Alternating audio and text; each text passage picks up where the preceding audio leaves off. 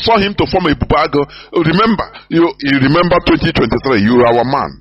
So form a Bubago and kill all these Biafran agitators. This is your youth, kill them. He jumped in to say, don't worry, I will do it. I will prove to you. Where is Igbo presidency? For goodness sake. You think we are going to forget it? We will continue asking this question in this platform.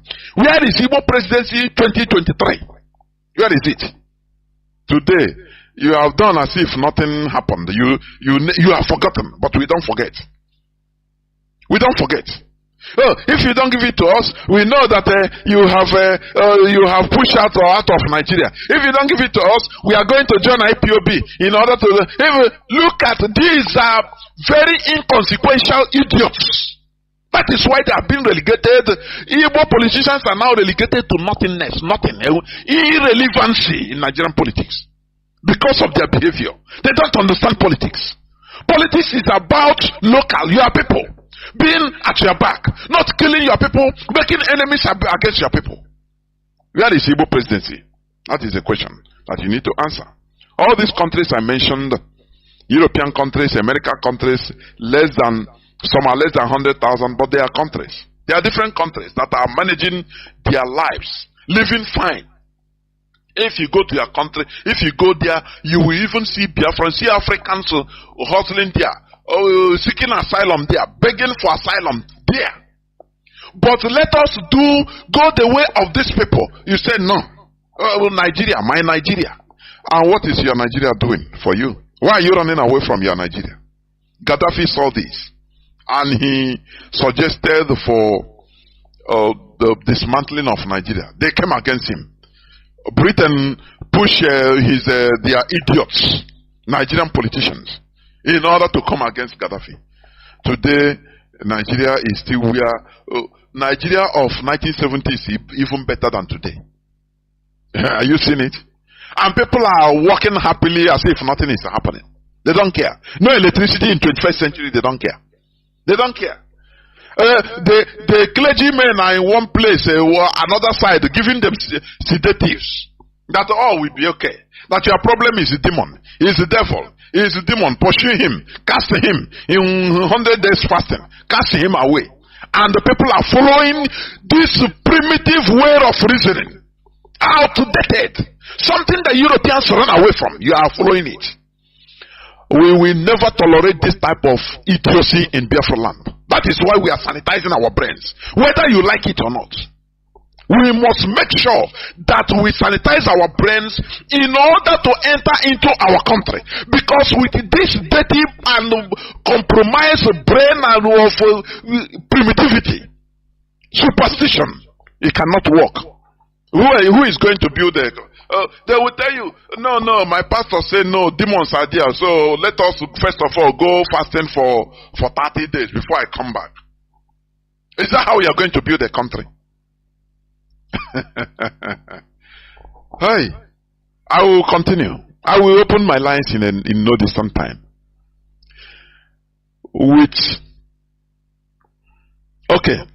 Genuine Pan-Africanism starts when Africans recognize and respect their ethnic and socio-cultural differences, making rooms for different nations which are illegally gummed together by the Europeans to govern themselves in their own ways. The same way the Europeans allow their different ethnicities, notwithstanding how little they are, to remain independent or voluntarily come together in loose federated unions. With genuine Pan-Africanism in the continent, it will automatically attract diaspora Africans. Do you understand? This Pan-Africanism, if genuine Pan-Africanism will attract diaspora Africans, African Americans, African Caribbeans, African Australians, African Europeans automatically. This is because the white American-led government made sure to prevent African Americans from having contact with their motherland, Africa. It's one thing they fought. You know, they fought black race through everywhere. And, if they tell you, if you really think deep on why we are black people are disrespected, suffering everywhere. together with the way we think, black race think. But we are rising up. They made sure the American CIA made the secret services. They made sure to thwart African Americans from coming back to their motherland, having communion with it. You understand? Amen. They made them to stay there. I gotta say, I gotta move. Africa is nonsense. They sold us into slavery. Yes. Our ancestors, yes, they collaborated. Some of them. Many of them, they were overpowered, but some of them collaborated. That is a known fact. But it shouldn't be an excuse. Remember, most of the whites you see today in South Africa and the Americas are descendants of the highly persecuted Huguenots, expelled mostly from France. They grew above this sad history of theirs, and we are able to reconcile and become attracted to their European roots. African Americans and other diaspora Africans should follow the footsteps of the descendants of the Huguenots that were killed and wronged by their own people, but we are able to go back to their European roots. You know the Huguenots. That is a Protestants, mostly in France, as of that time. The 15th, 16th century. When Catholic France started persecuting them, killing them, and they started running away, they were killed brutally, jailed, exiled. They were uprooted from their lands, ancestral homes, and expelled from Europe. They were given option to run away. Many of people, the Boers, even you see, they are South African, white South Africans are the Huguenots, descendants of these Huguenots. Many in America, the same thing. When I talk about America, I mean the Americas. From Canada, the north, down to Argentina, the south. Many white Europeans, you see, many of them are the Huguenots because they organized, they say, okay, they started running away for their lives because they are being massacred in France. You understand? So they have to be expelled. They run away to far places. They were wronged. But after they grew above that situation, and they have to ally with their roots in Europe. Every other race allies with their roots. Only black race that are prevented. Talk about black Africa. You see, many African Americans even have disdain against Africans. It is some you understand? We need to grow above this.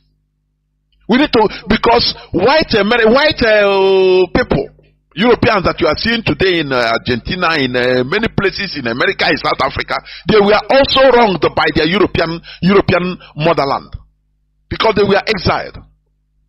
You understand me? You cannot stay here, you better run, otherwise we kill you. Some are prisoners that we are, instead they say go and die in colony. And they went there, they born children. They were wronged also, but they grew above this and they traced back their roots. That's why American, they have, don't you see that America fought war, revolutionary war of liberation from their motherland, from Britain. But still today they are the greatest allies. Do you see that? There should be no sentiment in international politics.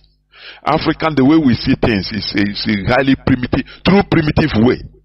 Your ancestors killed us, so now you are suffering, I'm suffering, everybody is suffering. You are nothing, I'm nothing. We are regarded, we are disrespected everywhere. Why can't we join together and not forget, and grow above that past? We reconcile and say yes. But the work should start from Africans in the motherland. like what we are asking for the restoration of Biafra. Because in Nigeria we are nothing. We are marginalized, disrespected, we are mounted to nothing. We are not allowed to take charge of our destiny in a place, in our country, in our part of, in Biafra land, where we have water bodies everywhere. There is no seaport. But in the north, where there is desert, is in desert that they have, a dry dock in Kanu. Any containers belonging to Kanu people, northerners, it will land in Lagos seaport. Now they use train to convey it in Kanu. Now people will take taxi or use their cars for to 5 minutes ride, drive, go to their dry dock, clear it there in Kanu, and take it to their shops. But in our land, in Biafra land, we have oceans, ocean body, we have river body, we have lakes, we have water bodies. We are slave ships, docks, during slave trading. But today, they close all those places for ships. No wharf, no seaport. Now, they suffer us. You have to import your container through Lagos, 400 and something kilometers. As you go to collect your container, every inch of the way you meet military checkpoints, police checkpoints, custom checkpoints, civil defense, boy scout, boys brigade, every type of force, every 100 meters. And you continue paying. The way they suffer us, no other people on this planet Earth can accept this suffering. But the Biafrans now, why wouldn't we accept it? Where God is in control. Brakata Shatata, I saw that you will succeed in Jesus' name. I saw that your container is coming. Don't worry, the suffering will be over. Just pray and everything will be over. And Anakasha Yobi. We take our container, flying on the road, they continue ripping us up. According to report last 2 months, only the military police and military checkpoints in Biafra land, they report 600 in year end, 600 billion naira, 600 billion. Do you know what it means? That we are giving to police and military, settling. What type of agony they put us? I want people to, you have to raise your chagrin, righteous indignation. They put us in a suffering, dying slowly. And we continue flesh of our own brothers, thinking that the problem is a witch, the problem is your father, tie your destiny. This one is life from the pit of hell. They are attacking us from land, sea, and road, bush, everywhere. From the churches, they are attacking us. If the government of the day, they're causing havoc against us, now in the church, they tell us it's your brother that is your problem. Do you see what we are suffering? And you never see road. You never understand. Because you are ignorant, naive, and blind. You are sentimental. You are a religious bigot.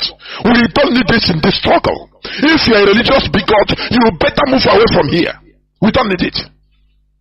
When we get Biafra, you can come. Because one thing must give road to another. That is the reality. So, we must continue what we are doing. Our brain must be sanitized in order to restore a sanitized country. The suffering, the agony, the pain we are going through, it is too much. No other race on in this planet Earth can be able to endure it. No other race. Open, they don't hide it. You come out they stop you on the road. Everybody come down from the car and march 100, 200 meters with your hands up in a place in our own land, and you think that is normal. You think that is normal. After all, after you go to church, they console you with fake promises. Fake, everything fake. Oh, naira will be more than dollars, and you say amen. Nah,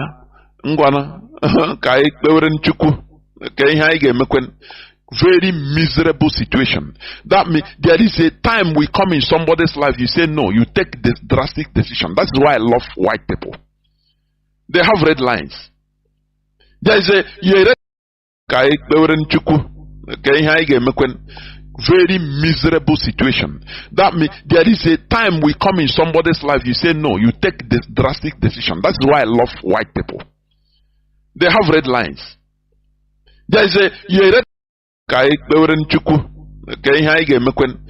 very miserable situation. That means there is a time we come in somebody's life, you say no, you take this drastic decision. That's why I love white people. They have red lines. There is a very miserable situation. That means there is a time we come in somebody's life, you say no, you take this drastic decision. That's why I love white people. They have red lines. There is a very miserable situation. That means there is a time we come in somebody's life, you say no, you take this drastic decision. That's why I love white people. They have red lines. There is a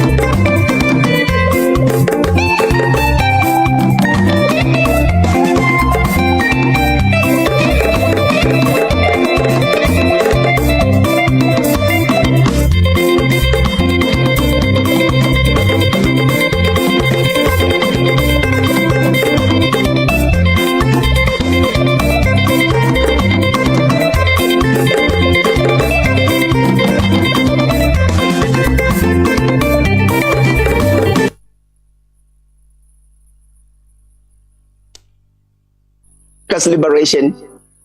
As powers that be, we're uncomfortable with your stance on new colonization, especially with the overbearing influence of France on states it once colonized. But it appears that no one saw the outrage that would greet that, and even how much more popular your gospel was going to get. Did you envisage all of this at all since 2019? Not at all. Even during my tenure, I was simply delivering on my mandate. As a medical doctor, I went to Washington, of course, reluctantly. But of course, once a doctor, always a doctor. I started making diagnosis while I was in Washington. And my diagnosis, first and foremost, became the ignorance that we had of our understanding of Africa, not only as Africans, not as Black people around the world, but even members of Congress themselves, the US government, they really don't understand Africa. So I set out to address the issue of the ignorance about what was going on in Africa, educating the African diaspora primarily, and secondarily, those in the US government and anybody else that wished to listen to the message. Because I felt that that was the root cause of what was going on in Africa, the lack of understanding and appreciation of what was really going on in Africa, and more importantly, identifying the root causes And for Africa, I came to the conclusion that France was the biggest risk to peace and security and overall African development, particularly in West Africa, because of one particular agreement that they would make the African heads of state sign when they were receiving their independence. It was a horrible, continues to be a horrible document that sadly it has been allowed to continue to this very day, to the serious detriment of the Africans. So I get the Africans about France. Others would say, why didn't you talk about the British and all other colonizers? Yes, we would speak about them as well. But the one that is leading the pack, the one that is taking the crown of the abuse and exploitation, it is France. And I felt very strongly that if France can come to the table and also renegotiate those contracts, if France can leave Africa, that would be the beginning of true liberation, and I'm talking economic liberation of the African continent. So France is leading the pack because of its deep roots within Africa, because of the agreements that the heads of states were made to sign during independence of Africa. Yeah, by that document, I know you were referring to the Pact on the Continued Colonization. I think you've made reference to it in quite a number of your speeches. The continued colonization of African states. Is that it? That's correct, yes. That continues to be in place today. And through that document, African countries, the former French colonies, upwards, it used to be 85% of their bank reserves had to be deposited with the French treasury. It's now down to around 50 to 60%. To this day, poor countries are sending their bank reserves to France. To this day, poor countries, the first right of refusal of all contracts, public, private, large, small, French companies, the first right of refusal. To this day, all minerals discovered yet to be discovered, France has the first right of refusal. To this day, those former French colonies, all their military must be trained by France. All their military equipment must be purchased from France. And France has a presence in their countries and can invade those countries without notice should they feel their French interests are being violated. So at every level, the document is horrible and it remains in place today. I was horrified when I began to see the extent to which people simply did not know. So I made that my mission number one. Because as a medical doctor, if you're dealing with let's say, an accident situation, you first assess the heart. Does the patient have a heartbeat? Is the patient breathing? You don't worry about the broken bone. You don't worry about other peripheral damages. You start with the core. If the patient is breathing, if the patient has a heartbeat, you must revive them, get a heartbeat, get the lungs, get them breathing, and then you can deal with the other peripheral issues. So I felt the heartbeat of what was ailing Africa started with France. If we can deal with what France is doing in Africa, dealing with the rest of the colonizers will be easy, for their roots are not as entrenched into Africa as the French roots to this day. It as it may, the legacy of slavery, the legacy of colonization left the African in feeling inferior, feeling they're incapable, admiring everything else that somebody else is doing, that everything African is undesirable, that we're always looking to what those who don't look like us are doing, and we want to emulate what they are doing. That, to me, the biggest risk to Africa's development is the mind. I would say the biggest problem right now is the mind. I still believe it is the mind. Secondly, the average African leader is fighting with their hands tied behind their back, and in some cases also blindfolded. I really don't want us to get lost in the mud about peripheral issues. Remember what I said, you get into an accident situation, first you said the heartbeat. Does the patient have a pulse? Is the patient breathing? We worry about the blown up eye, we worry about the broken bone later. We must go to the root causes. If a president of a country, my daughter, let me take you, you become the president of Nigeria today, with all good intentions, you are told, do not talk about your military, because we got that under our control as France. Do not talk about your financial resources. We control your central bank. We manage your financial policies. Do not talk about your finances. We have that under our control. Do not talk about your natural resources. Those belong to us. All your contracts, we shall choose and decide who builds your country. Now, if you stay away from all that, you are now free to run your country. What What do you have? You've given up your natural resources. You've given up control of your financial resources. You've given up control of your military. What kind of a leader are you? I don't care what intentions you have. I don't care how Pan-African you are. I don't care how smart you are. Your hands are tied behind your back and you're blindfolded and you're supposed to engage in a fight and win. How? So I'm saying, before we even talk about how good a leader you are, I can tell you, I was joking with a friend. I said, I'm pretty sure right now, President Bazoum is probably happy. Because what kind of country was he leading? He had no power. He had nothing to control. That's a joke of a leadership. So once we understand that, we then go back and say, okay, fine. With whatever you were given, what have you done with it? Now I'm ready to start putting blame on the leader to say, okay, you had a small budget for healthcare. What did you do? Did you at least build one hospital during that year? Now, if it's a foreign minister, a minister of health, who is now failing to do something with that budget for 1 year, that's why we start putting the blame on local levels to say, yes, as a minister of health, you were given a budget. Show us at least one health hospital you built this year. Show us what you have done. So yes, we do have our own leadership issues. Leadership within very limited spaces. And even in those countries that are not former French colonies, we still have major presence and control by the multinationals who existed during colonization. They just went low, but they're still by and large running African countries. They're the ones who are the major employers, and they can manipulate the politics because of their presence within the country. They can gang up against a country and decide suddenly 10 of them, 15 of them can leave the country, taking away with them hundreds and thousands of jobs. So they still have some soft ways, underhanded ways of dealing and upsetting African economies. It still goes back to the former colonizers. So as we talk about our issues in Africa, let's not look at them in isolation. Let's understand in a holistic way all the issues that are coming to play when we end up with millions of youth unemployed. Why? Understand the entire process. Millions of children going to bed on an empty stomach. Millions of children dying. Women dying while giving birth to another life.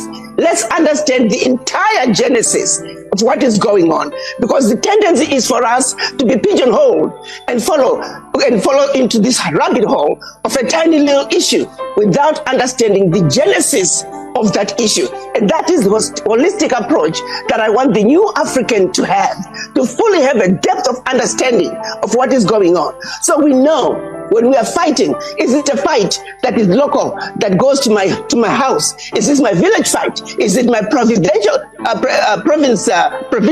fight? Is it a country fight? Is it a sub-African sub-regional fight? Or is it a continental fight? At every level, there are certain tools in our toolbox that we need to pull out. But to think you can take a village issue and apply it to a continental issue, that is stupid, that is ignorant, and we want our people to be politically mature and understand what fight this is, where we call for unity at the village level, unity at the national level, unity at the party level, unity at the continental level. We were made to walk away from our own traditional values, from our own culture, from our own indigenous ancestral leadership values. We are following their guidebook. We are following their ways of leadership. What kind of leadership tells you this is democratic? What is democratic about France forcing African countries, bullying African countries into giving up their financial resources? My daughter, answer me. What is democratic about that? What is democratic about France occupying African countries without their authority? What is democratic about France taking natural resources out of Africa? 90%, 95% of Niger's lithium is powering Europe and France. What is democratic about that? So you're saying, oh, forget that democracy. Let's just concentrate on this little bitty democracy. It is stupid. It goes back to the colonized mind. It doesn't make any sense. Before we can talk about democracy in Africa, let's practice democracy from an international point of view. Africa is not going to Europe to steal from anybody. Africa is not going to Europe to invade anybody. Let's go there first. So before you can talk about that, tell me why 90% of Niger is not electrified when their electricity, their lithium, is powering Europe. Answer that. Now we can talk about democracy. Let's not be stupid. Reality is, what is happening in Niger is those students in that dining room. It's now a mutiny. They want to keep their lunch. They're saying this time it's going to be different. We just want to keep our lunch. What happens is if Niger does it alone, they're not going to succeed because it's too small a country. It's already fighting against monstrous forces. That is why this moment is calling for everybody to support Niger. We must come together as a continent. We must speak with one voice. If we do not speak with one voice, even those who tried, are you trying to say Kwame Nkrumah didn't try?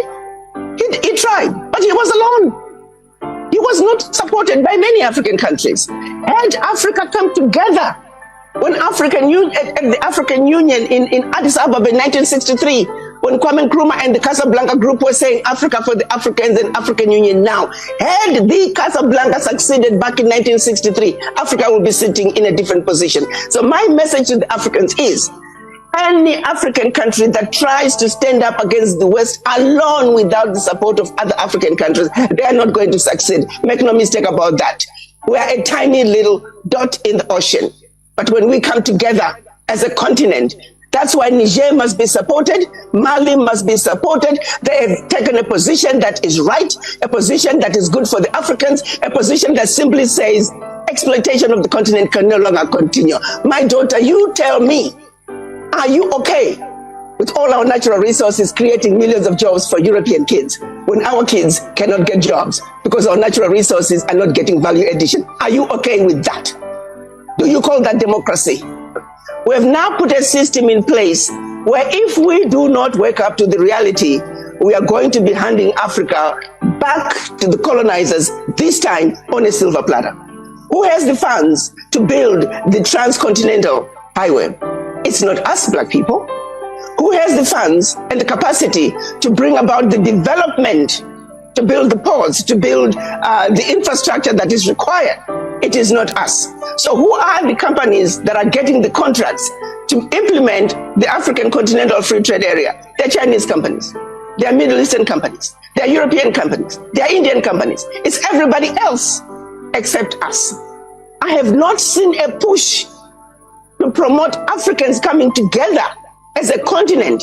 I've not seen a push to line up the opportunities and say 60% of these must be occupied, must be run. These contracts must be given to Africans, must be given to black people. I've not seen that document that's demanding that X amount must stay with the people. That is where I see the problem going to be. If we do not manage the implementation of the African Continental Free Trade Area, we are going to be handing Africa back to the colonizers, this time on a silver platter. That is my fear, and I hope it does not come to fruition. We need to make sure that we speak very strongly to it. We need a document that says at a minimum, 60% of all the contracts must go to the Africans. And then we set out a plan to make sure that the Africans are educated and informed about the process of getting these contracts. We must also be very clear about how to mobilize the funding so Africa can be built by the Africans for the Africans. We do not mind foreign direct investment. We do not mind our friends coming to help us, but Chinese do not look to outsiders to build China. Europeans do not look to outsiders to build Europe. No one else looks outside their region to build their regions.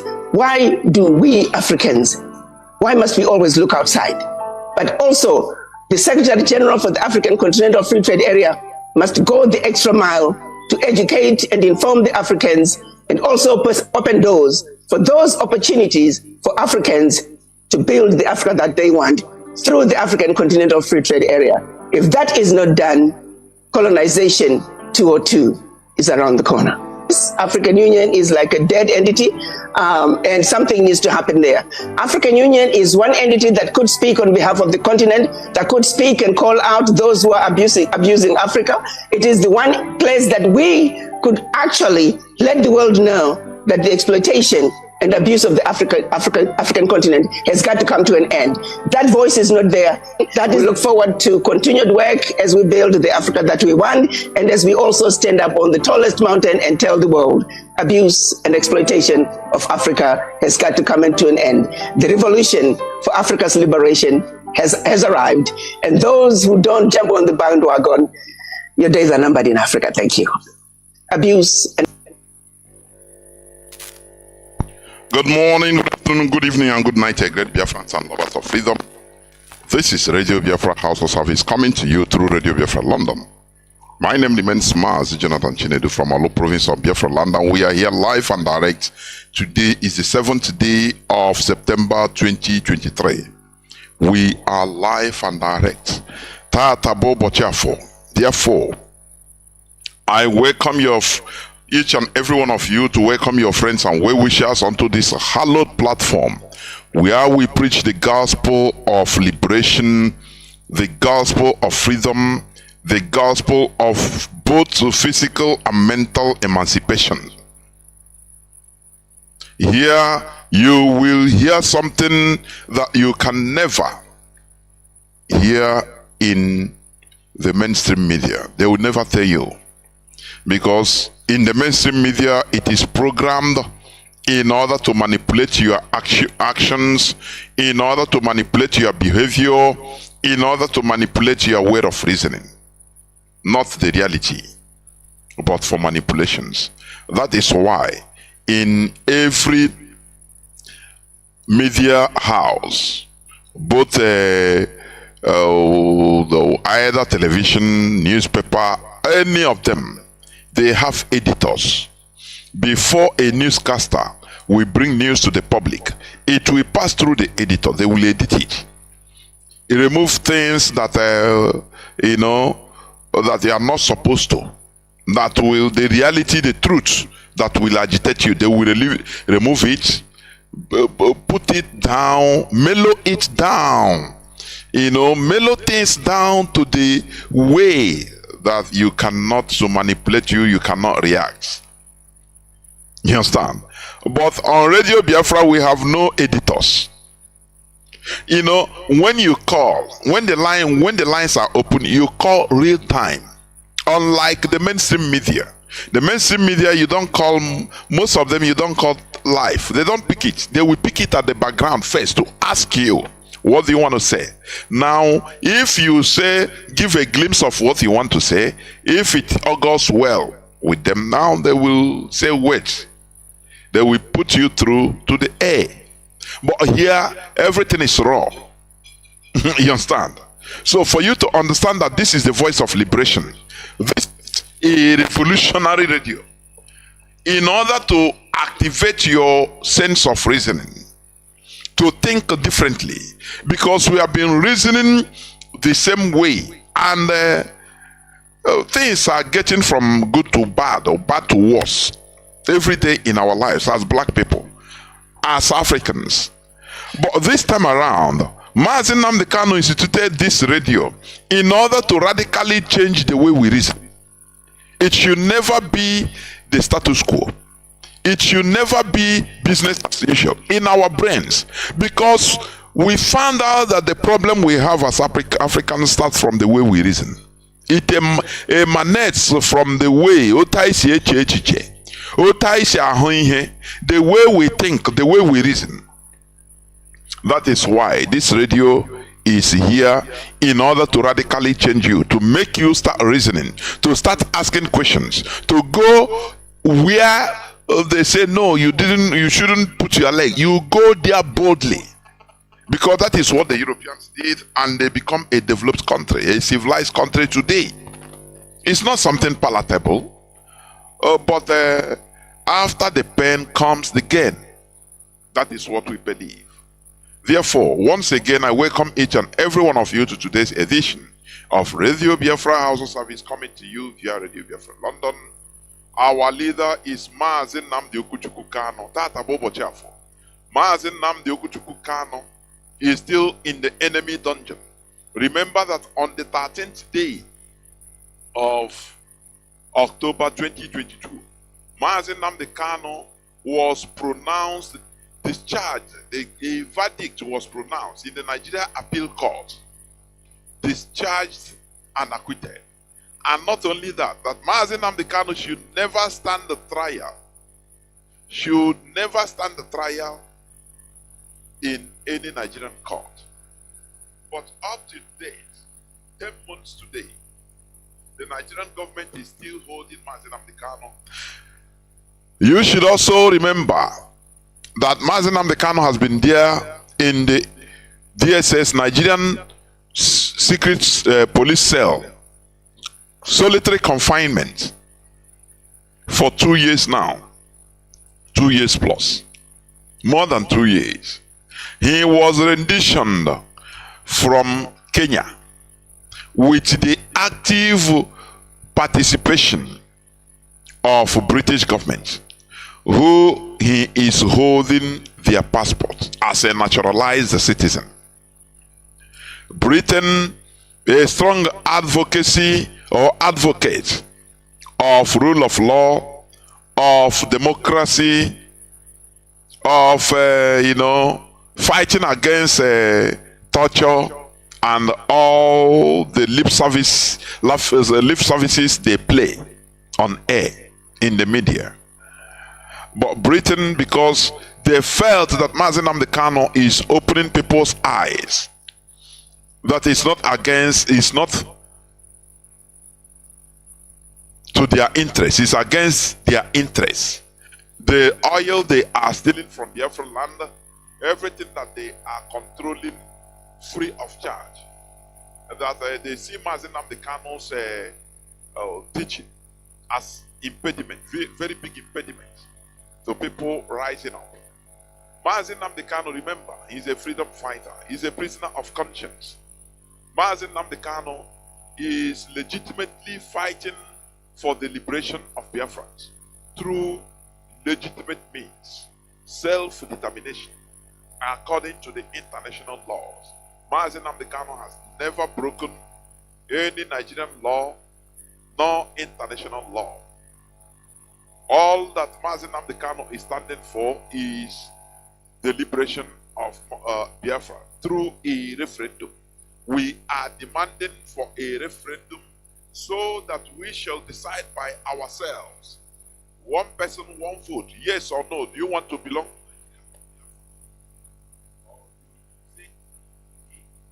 Or do you want to belong to Nigeria? Yes. Now, this majority of our people say yes, they want to belong to their independence. So, that is what's common. It's what other countries are doing. But what is very what is good for the geese is ever good for the gander. Why are we regarded as a people that's supposed to be, that is good for us? Instead, Britain knows everything that is good for us. They should detect for us through the caliphate. Your diversity is your strength. No. As I preached the other time, last Sunday, we had this a match together. Not even amalgamation, no. They voluntarily joined themselves together because they believe that one big country, one big Malaysia will be to the advantage of all of them.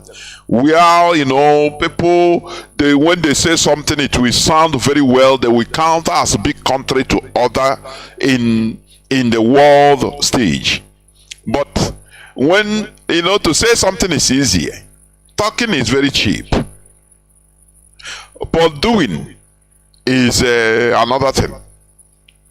They found out that no, they are highly mistaken, because people with different value systems can never stay together. It is impossible.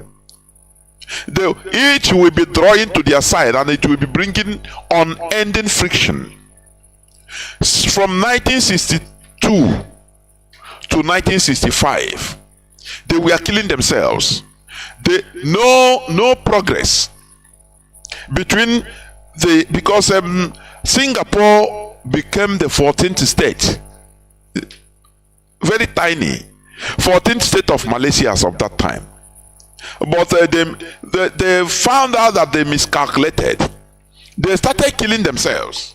You know, they started playing tribal card, religious card, all these things. So no progress to the country. And they found out that they are the problem. Their union was the problem. So why not do something? And they did it. They separated. Malaysia single-handedly, Malaysia prime ministers of that time, Abdul Rahman, I think, he single-handedly chased away Singapore from the union. That's from today. Please, we have killed ourselves enough. I beg, come out. We know. Yeah, they give them leave township. Singapore. And that time, Singapore thought that they couldn't do it. The then prime minister of Singapore, while announcing what Malaysia did to them by expelling them from the union, he was shedding tears, crying. But after they picked courage, There is something I think a deputy West African representative said here. He said that, look, when he was growing up, that he was living with one of his uncles or something like that, rich. The man was rich. He have to ride any car himself, being his boy. He ride any car of his choice in the house, but none belongs to him. He lives in fine house, air conditioned, everything, I think in Lagos, and was enjoying. But none was him. He don't have that liberty because he could be woken up at 2 a.m. His uncle can wake him up. Hey, boy, I have somebody at the airport. Go and pick him up. He doesn't care your feeling. A time came in his life, he started thinking, say, no, I need freedom. I'm just living a fake life. Going on different cars, but none belongs to me. Living in nice mansion, but it's not mine. I'm being used here. So if I continue here, I don't have a future. And he have to take a very drastic, solution or decision. He went and rented one room. Do you see? Somebody that was living in a mansion, but he said no. He went and rented one room. From there, he started building his life. This is a teaching. You understand? So, what am I saying? The Singaporeans thought that they were pushed towards, say, no, cast out with nothing. And after they gathered themselves, say, pick courage. And today, Singapore is a highly developed country. And Malaysia also is trying. Healthy competition. Something they couldn't have achieved if they had been lumped together. It would have been everlasting fight, friction. All that they will be looking for is national cake. Just like the same in Nigeria. Obasanjo said there is too much cake, national cake for everybody to share. Nobody is talking about the real development in reality. You understand? And the worst is that in Singapore, in Malaysia as of that time, Britain didn't come to preach to them that, oh, don't worry, stay together, your diversity is your strength. But in Nigeria, that is the mantra. British High Commissioner, American ambassador, anytime they are talking to Neanderthals called Nigerians, they will start by saying, no, your diversity is your strength. So you have to stay together. Continue. If you people are dying, don't worry.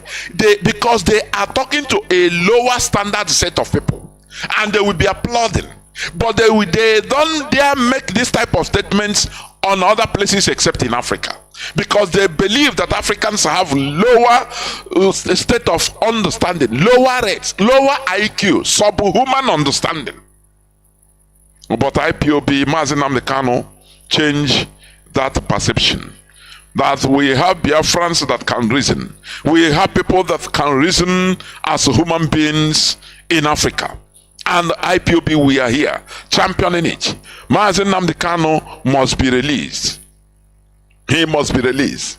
Nigeria must be compelled to obey by force their court order, their court verdict, to obey the rule of law. You saw what happened to yesterday. I will come into that because that will be the discussion of today. For you to understand that Nigeria has no future. An injustice to one is an injustice to all. You understand? In a court that cannot obey their rule of law. Their rule of law. I am hearing that there is a static. Let me see, please.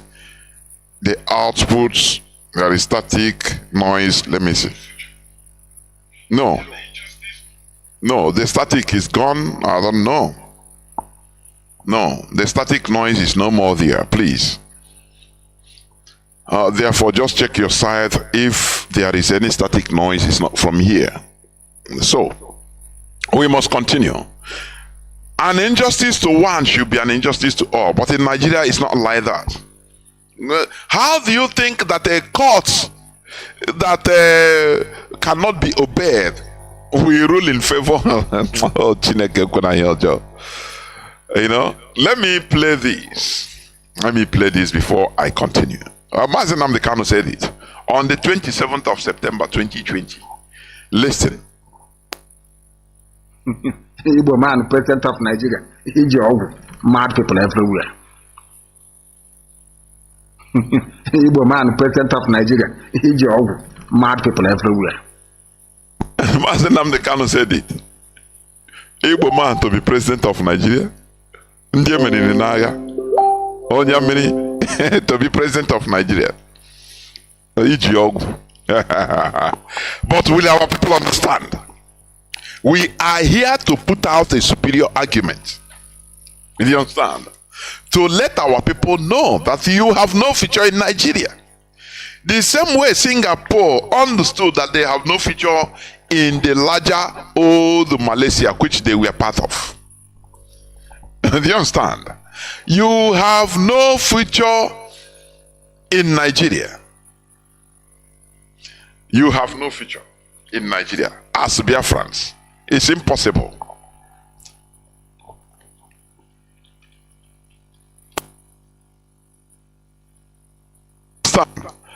But our people don't understand. They are using emotion, sentiment. They are using sentiment without understanding that there is no room for sentiment in your collective interest. Sentiments should be relegated to the background. You understand me? Now, Mazi Nnamdi Kanu said it. He have been hammering it. How you know, I will start by asking, because I will not take time. I will open the lines as usual and people will call in to express their views on the current affairs. You know, obedience. People that are clamoring, you know, oh, you are PVC. The courts, the Nigerian courts say BVAS, the electronic device, is not important in your election. Something they use billions of naira in order to acquire. They say no, this is a game changer. Hey, this is a game changer. Electronic, it will be transmitted electronically. But the same Nigerian judges, Nigerian judiciary now say that thing the federal government acquired with billions of taxpayers' money, public fund, that is not important in the election. It's the INEC discretion. If they want, they use it. If they don't want, they switch it off. And the people are there. Nigerians are there watching. They don't even understand what it means to subvert, to talk against the public in a republic. As I'm talking to you, bring out your, ID card or international passport. Bring it out. What is written there? Bring it. I want you to bring. You have a Nigerian passport. You have Nigerian ID card. What is it? What is it that is written there at the beginning? Federal Republic of Nigeria. Two highest thing. The two things that are contradictory things they are doing. Federal Republic of Nigeria. Is Nigeria a federation? The answer is no. Power in the center. Is Nigeria a republic? The answer is no. Do you know what is republic? For the public. Is a public property. That the power belongs to the people. Does power really belong to the people? Had it been power belongs to the people in Nigeria, people should have risen up to at least that beavers they have been campaigning. That, oh, now this is a game changer. Oh, the PVC is no more as usual. It's not a true manual. You have to transmit it electronically, so no cheating. You know, no rigging. It's a game changer. I saw people running their mouths, and we IPOB, we are laughing at them. Say, hey, if these people should know the type of country they are being forced to be, if these people should understand who is the real people running the country. Do you know that Tinubu is in India? He didn't even care. He went to India because he know already they have a and you see people that are still have mind that hey, justice should be done. I saw somebody on social media. I think he's a lawyer. It's an attorney burning his wig. If you want to burn yourself, do they know that you existed? If you want, put fuel in your body as a Nigerian in order to protest. Nigeria, you burn yourself. They will help you to, to make sure that the fire didn't spread to another place. When you are burned to ashes, they will do you a favor by maybe using a broom to sweep your ashes into the gutter. That is the highest thing. And everybody will continue in a zombie style, Nigeria zombie style, going his or her normal duties, works as if everything is okay. Federal Republic. If it is in a real republic, they made this judgment, saying that what they use your money, public fund to acquire, for you to have a credible election, that it will be electronics. They electronically transmitted. Now the court, the same court, Nigerian courts, judiciary say no, it is not important. It is not. If the INEC, the election people, the election commission, if they want, they use it. If they don't want, they keep it. Had it been people in Nigeria are human beings, they would have, everywhere would have been riots. You understand? They will start asking, now what about the billions of naira that was wasted for acquiring beavers? Oh, it's a game changer. I'm telling you. Where is Igbo presidency 2023? It's a big question. Remember when, I could remember, when Peter Obi entered they did the primary election in PDP, and he was out like an outcast. Every other Igbo, Okorocha he spoke Fufude, spoke Hausa, spoke Kanuri. They, in order to come, they chop their money. They've a bribe, no way. Yes, some we carry cash. River State cash. All of them brought out that they are the chosen ones. They scam them. Bring, don't worry. Each party a be representative, how do they call it? All those officials. Some give $500, $500,000 each of them. And you check how many millions each they give. You know, I've been saying it here. And I followed it. And we talked about it here on Radio Biafra. Now, when they reach to the party nomination, when some of them got 0 votes, and they know that they will start asking for requesting for back their money. Some northern politicians were requesting back their money from their northern fellows. They know how to deal with themselves. Now the northern group come out publicly first to announce that, oh, we have in our knowledge that some politicians gave fake dollars to some of our party agents.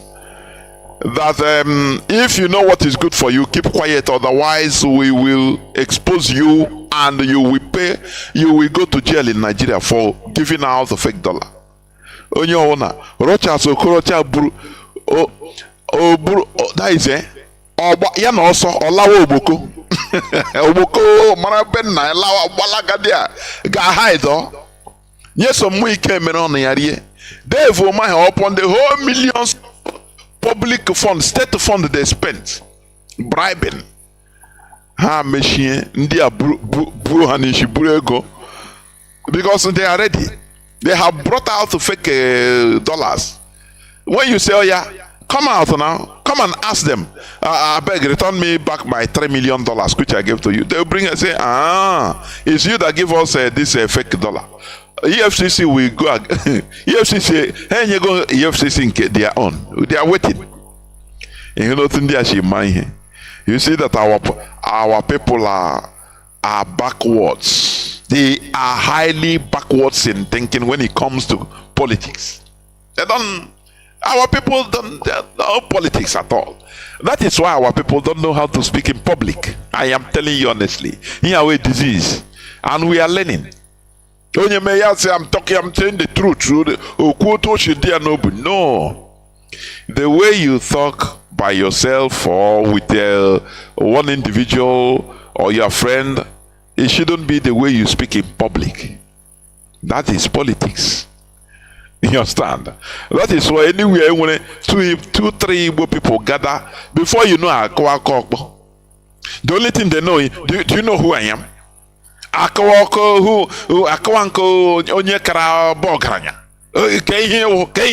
You know, that is the conversation our people know, because they don't debate. Our people don't engage in civilized debate. This is a very big disease. Before you know it, Akawanko, how can you talk to me like that? Or is there something personal? Our politicians wayo. No Igbo destiny, Igbo presidency 2023. Britain corner Peter Obi, they corner him, they cornered him. Chineke kuna yojo. India different ways of life. Before you know, Britain, I say one night they're gonna. Don't worry, don't come.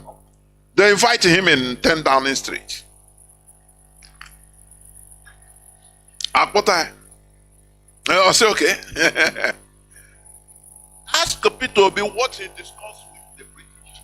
That immediately he landed in Lagos from London. He resigned from PDP and joined the Labour Party. Listen, for your information, that you that is hearing our voice, because people can talk, nonsense. They are now talking about Nigerian politics. Anything that is happening, we don't care about their politics, but we use it as reference because it concerns us directly and indirectly. That is why we shall never shy away from it. I am telling you, it concerns us directly and indirectly. They cornered Peter Obi and invited him, and he went to London. Only him and the people know what they discuss. Britain say, don't worry, we will support you. Don't worry. We have called another of our agents who is heading Labour Party. Don't worry. Go. Just everything is already done. We will support you and you will win the election. Okay? Leave them in their PDP and what is the other? APC. Leave them. We are the owner of Nigeria. Don't worry. Go. The same way they deceived the Zogu. The same way they deceived the Fajuna. Oh, do you see? Britain cornered them. Somebody wants to destroy this, you are dear Nigeria. Remember, you are trained in sandals to be patriotic to Nigeria. They cornered them. This man, Ahmad Bello, is a threat to Nigeria. So we want you to deal with him. Take over power. That is why we train you. So that when things are not going on well, you strike and we support you. And you put things in order. You take power from him, kill him, and kill other people. Now you take power. This guy in jail is there suffering for nothing. Awolowo. He is in jail. It's injustice for your dear country, Nigeria. Now once you take power from him, you now release Awolowo and put him in Northern Barracks as the president of Nigeria. That talk switch them. They don't know that Britain is the old serpent. Britain will call you, pretend to be your supporter, everything. They don't know they are heading somewhere. Oh, Chineke. They are master planners. Do you understand me? All these young, naive officials, they believe that they were serving Nigeria. Oh, Nigeria, a new country. No, Britain painted Nigeria to, the new country we form. We want it to, within 10 years, it will be developed like us, okay? So any person that is saying that this new nation will be the estate of our great-grandfather, he is anti-Nigerian. You kill the person.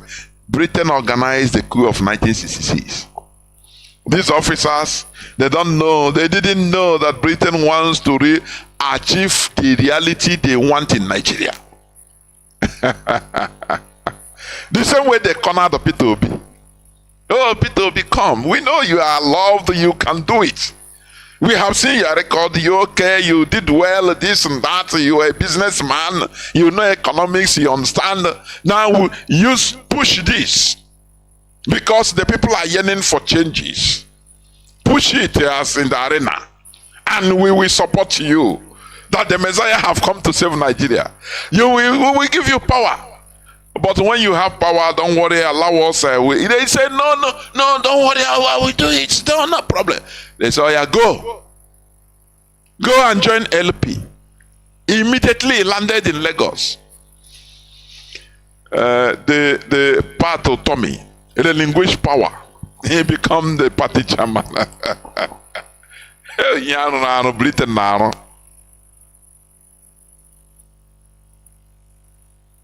Declared, I am a presidential candidate.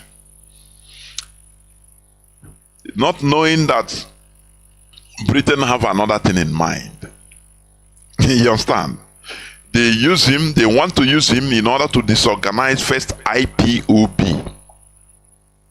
With Mazi Nnamdi Kanu inside. They want to use him to disorganize IPOB because everything is pre-planned. You understand me? Oh, disorganize IPOB. Before we can understand ourselves, we will be pursuing shadows. They didn't know the type of people that are, or that is IPOB. They didn't know that IPOB is made up of enlightened people. You understand? Peter became everywhere. LP, broke loose. And actually everywhere. And quietly we are using, go back to our preachings in all those times. Say, ihe dịkwa n'ọkụ ga-adị oyi, ọ ga-amecha jụọ oyi. Make una take am easy. The others say no, forget about these people. They don't have structure. And really, do you know all these bloggers, Nigerian bloggers? Do you know how much they made from P2B's campaign? Do you know? No, you don't know. This one will come out on social media. It don't happen, no. It don't happen. Nigerian youths don't take over Nigeria. Look at the population. Look at the crowd. Oh, LP. Oh, where are those people today? Those bloggers today, look at what they are now doing hookup. Blind dates. That is a structureless entity. That is what it means. It's not like IPOB. IPOB,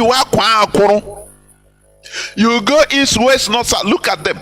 For all of them, you go east, west, north, south. IPOB, they watch you. So now, if you go, you will come back.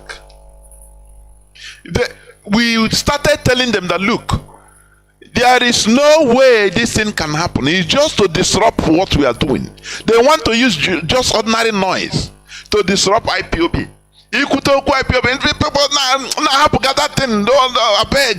Look at us, look at our crowd. It's everywhere. This one not about a tribe or religion. It's in the north. It's in the south. It's in the east. It's in the west. Look at everybody. We want to take back Nigeria. And Britain is laughing them. Say, take back Nigeria from who? So Nigerians taking back Nigeria from who? From Britain, from the creator. You see, the only way to take back your place is to destroy the creation of the stranger, to destroy Nigeria. That is when Britain will be in disarray. But as long as you say you are keeping Nigeria, you want to make Nigeria better, you want to do this and that, you want to take back Nigeria. Look at the NSAS protest. Look at the NSAS. How does it end now? Tell me. You were part of it. Tell me now. You know. You can never take back Nigeria from Britain. It is impossible. The only way to do it is what? Destroy Nigeria. Balkanize it. So that Britain will be in disarray. You understand? You know, for example, 3 people are doing something. Now somebody come and start pursuing the 3 people. Only one person pursuing. One will run east, one will run west, one will run north. That particular person will be confused. He will not know who to pursue. Once we destroy Nigeria, the structure of Britain put in place is destroyed, balkanized. According to the words of Gaddafi, the leader of the Jamhuriya, Libya, that was destroyed to impose democracy by Obama, by America, and France, Sarkozy. Gaddafi said that Nigeria should be balkanized, should go the way of Yugoslavia. And the people didn't. He said Nigerians put a sentiment. He come to talk down on our country, our dear country. Where is your dear country today? You don't have electricity. You are grappling. You don't have electricity. Britain say okay. On now that time, everywhere was bubbling. Hey, LP, P2B. Did Tinubu do any campaign?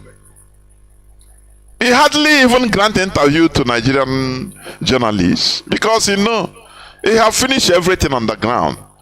The only word when they wanted to remove him from this thing, when they wanted to do a juro to him,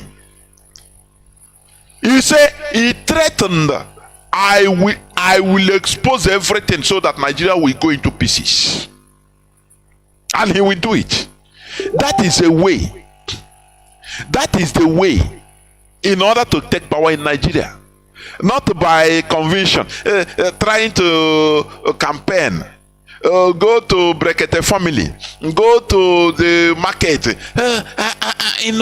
I did in Anambra what I did in Anambra. I'm going to do it in Nigeria. I am the talk Nigeria. Are you talking to a country, a sane country with human beings? Nigeria is not a sane country with real human beings. Nigeria is a place of Neanderthal, a place of early men, people that don't eat. What matters to them is their stomach, what they are going to eat now. They don't even understand all those grammar. I will make sure in order to collect, to build the economy. Do they understand what is economy?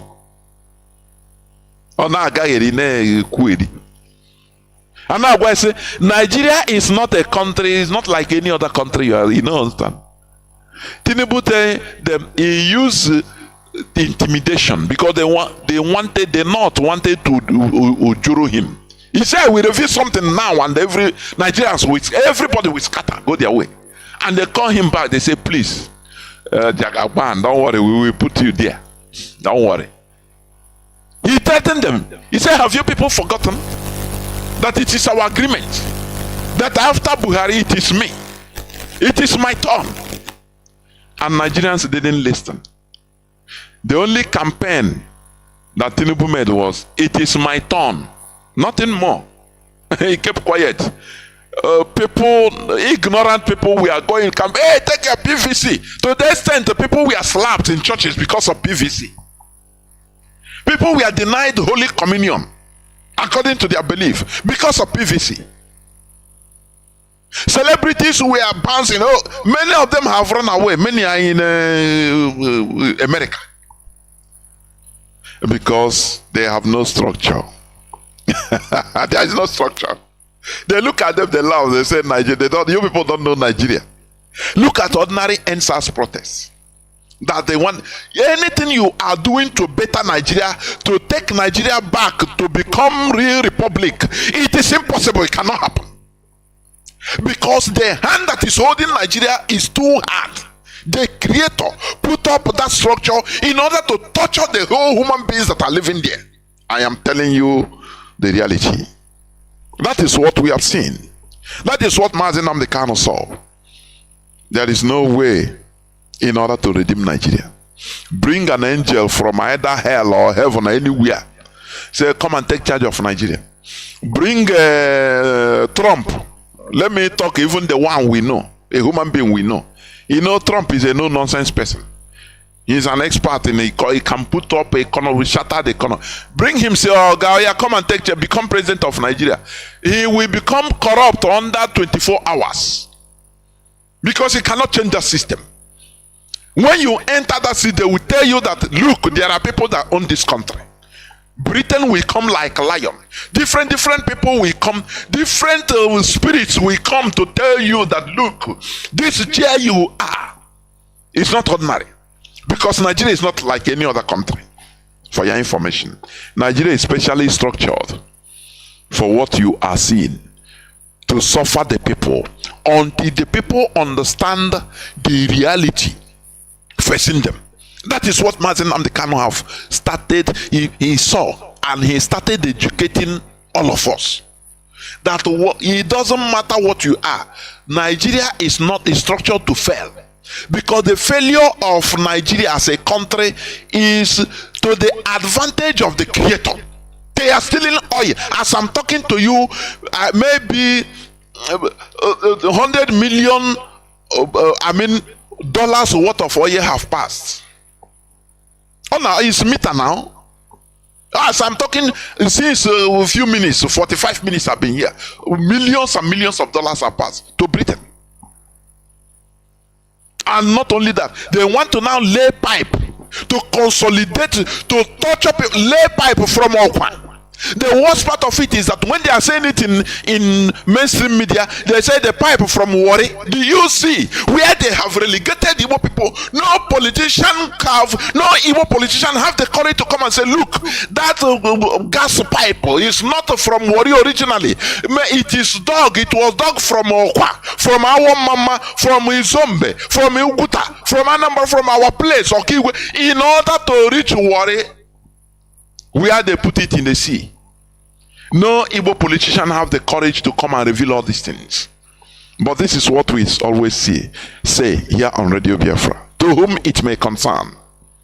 The lone voices that are ringing in the wilderness, we will never stop. Do you understand me? The pipe came from our land. That gas pipe that is causing with the highest, the largest deposit of gas in the whole of Africa, if not in the whole world. It's in our land. In Biafra land, in hinterland, Igbo hinterland, our mama. In different parts of Igbo hinterland. But they channel all those pipes now the same way they did to crude oil. Lateral drilling. They channel it now, come out to Warri, some to Bayelsa, inside the sea. Now they open it. Now you say, no, this is our thing. It's our oil. No Igbo man, all of them are bought to close their mouths. And everybody is suffering this today.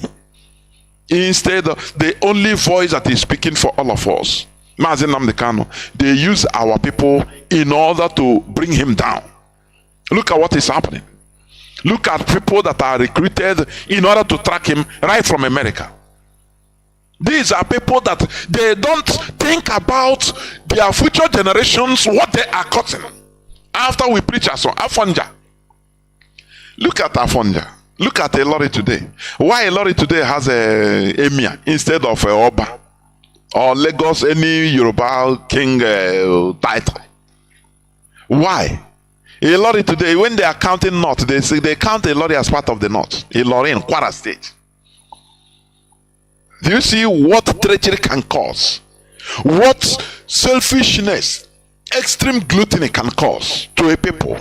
You can get that thing for that time and eat it and spend it for your lifetime, for your miserable lifetime. But the repercussion to the generations is what you cannot quantify.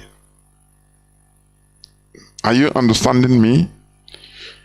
The Fulani are contending a lorry today from Yoruba land, from Yoruba hand, because of the action of only one man, Afonja, only one person. Because of his selfishness, he invited foreigners, the Fulani warriors, to come and help him kill his own brother. And that is all. That is the only thing that is causing the problem you are seeing in Ilorin today. Nothing more. People cannot understand the history, or they don't understand. Look at Hope Uzodinma in Imo State. What he's doing.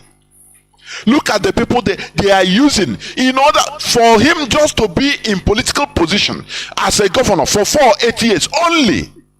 He killing everybody. He doesn't care. Inviting foreigners to kill our own people, to reduce the numbers of Igbo youths in Imo State, just for him to remain a governor. I want our people to start reasoning. Your action, that your treacherous action, you don't know what it will cause in the future. That your treachery, it will be causing, it will cost our future generations a lot to correct back. It can cause a war to fight to correct it back. That thing you only for your interest, for your money, you just take money and do it now.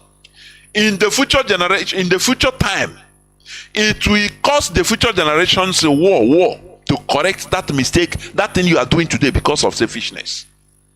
Do you understand me? That is why we should be careful in what we are doing. Look at how people they are using in order to bring down IPOB.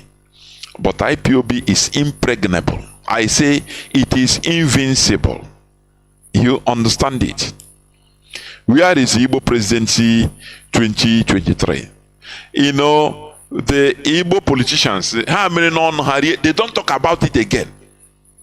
That is the worst part of it. But we continue reminding them so that in the nearest future, any Nigerian election, they start tune down now. So your family and generations all come. Don't worry, we have to take today. This time is our own turn. Let us do it. We election. You come. You want to come and preach to us. Where are they today?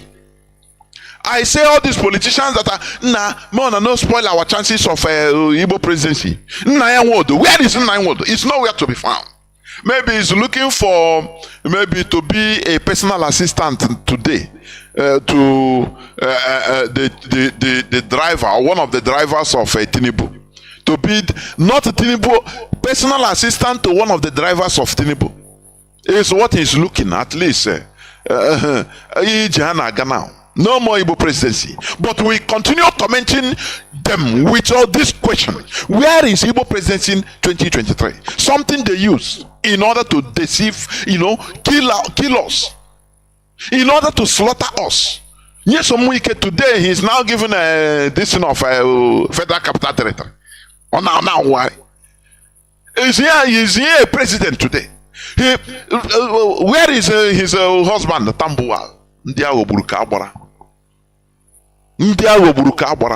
Very foolish set of people. These people, they merit no respect from us. I'm telling you honestly. They merit no single respect because they don't understand politics. Imagine that these people, let me just say this. Imagine that these people, after the primaries of PDP and APC, now the whole Igbo politicians say no, we are not going to agree. We are completely and openly joining IPOB in order to search for self-determination. We need referendum because we are not needed in Nigeria. Imagine that 99% of them, when the primary, they see that they zone this one to Atiku, the other one to Tinubu. All of them, both Peter, they don't need to start building a party from the scratch. They say no, these are the main parties.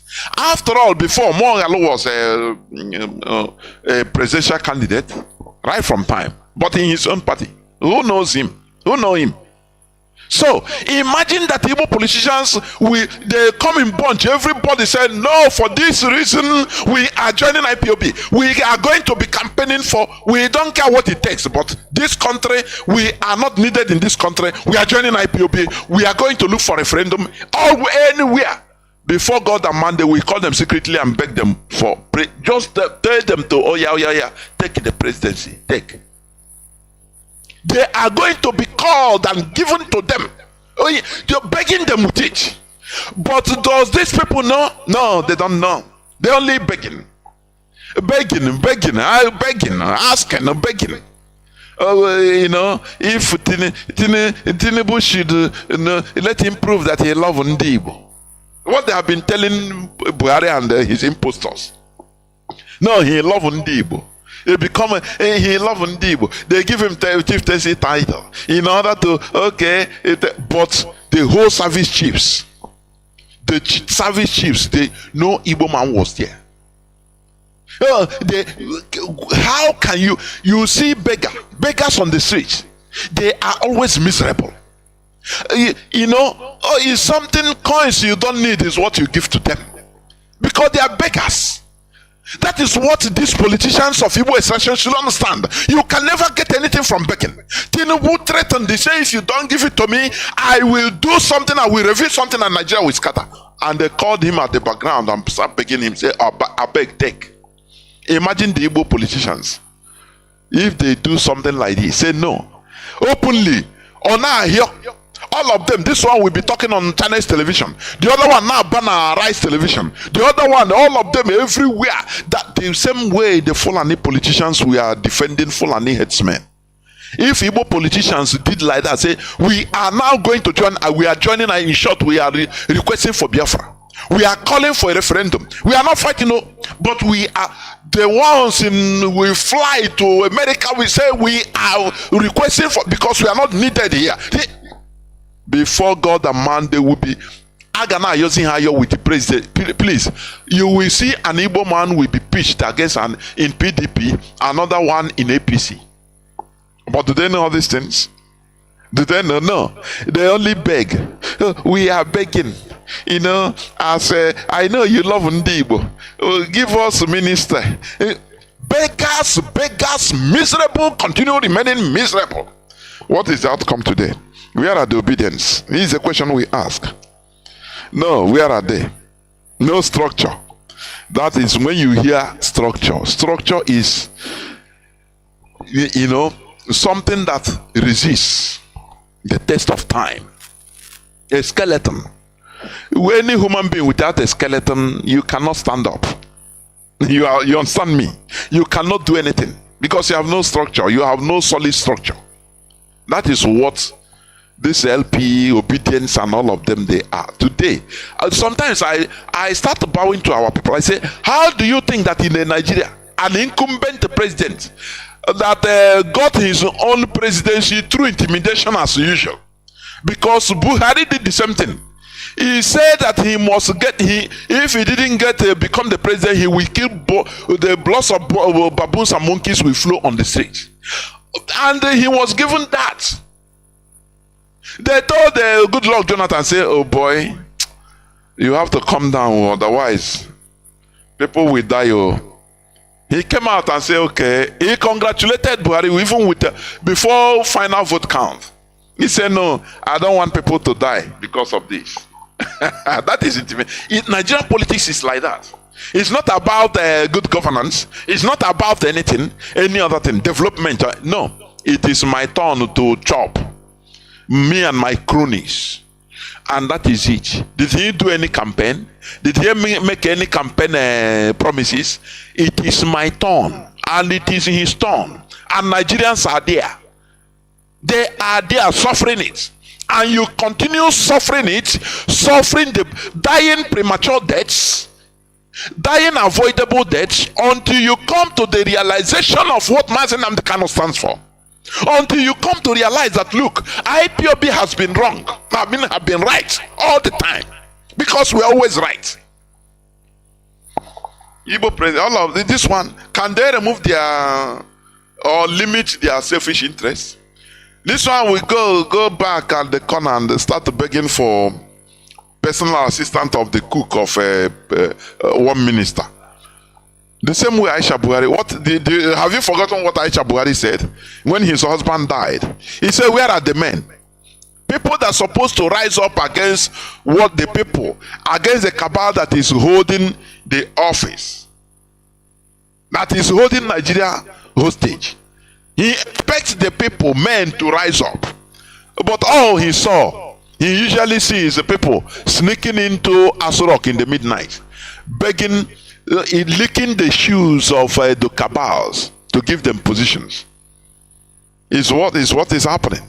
Igbo politicians, where is the 2023 Igbo presidency?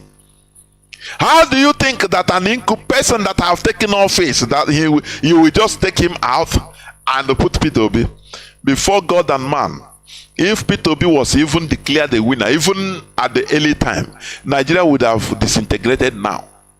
Nigeria would have disintegrated now. Now I say now. By now, we are not talking about Nigeria again. This is how domineering figures behave. That we are in a world where either you dominate or you become dominated. There is no neutral fence or neutral place. No. Oh, we are peaceful. You are peaceful. You are begging. Always begging. The peace is at your expense, at our expense. It is a high time we reject this peace that is not arranging us at all.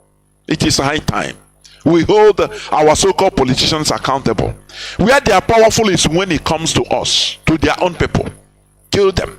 I will bring a jet fighter to level every bush in Ngokbala, in Okigwe. This guy, both of them are the same thing. I will bomb here.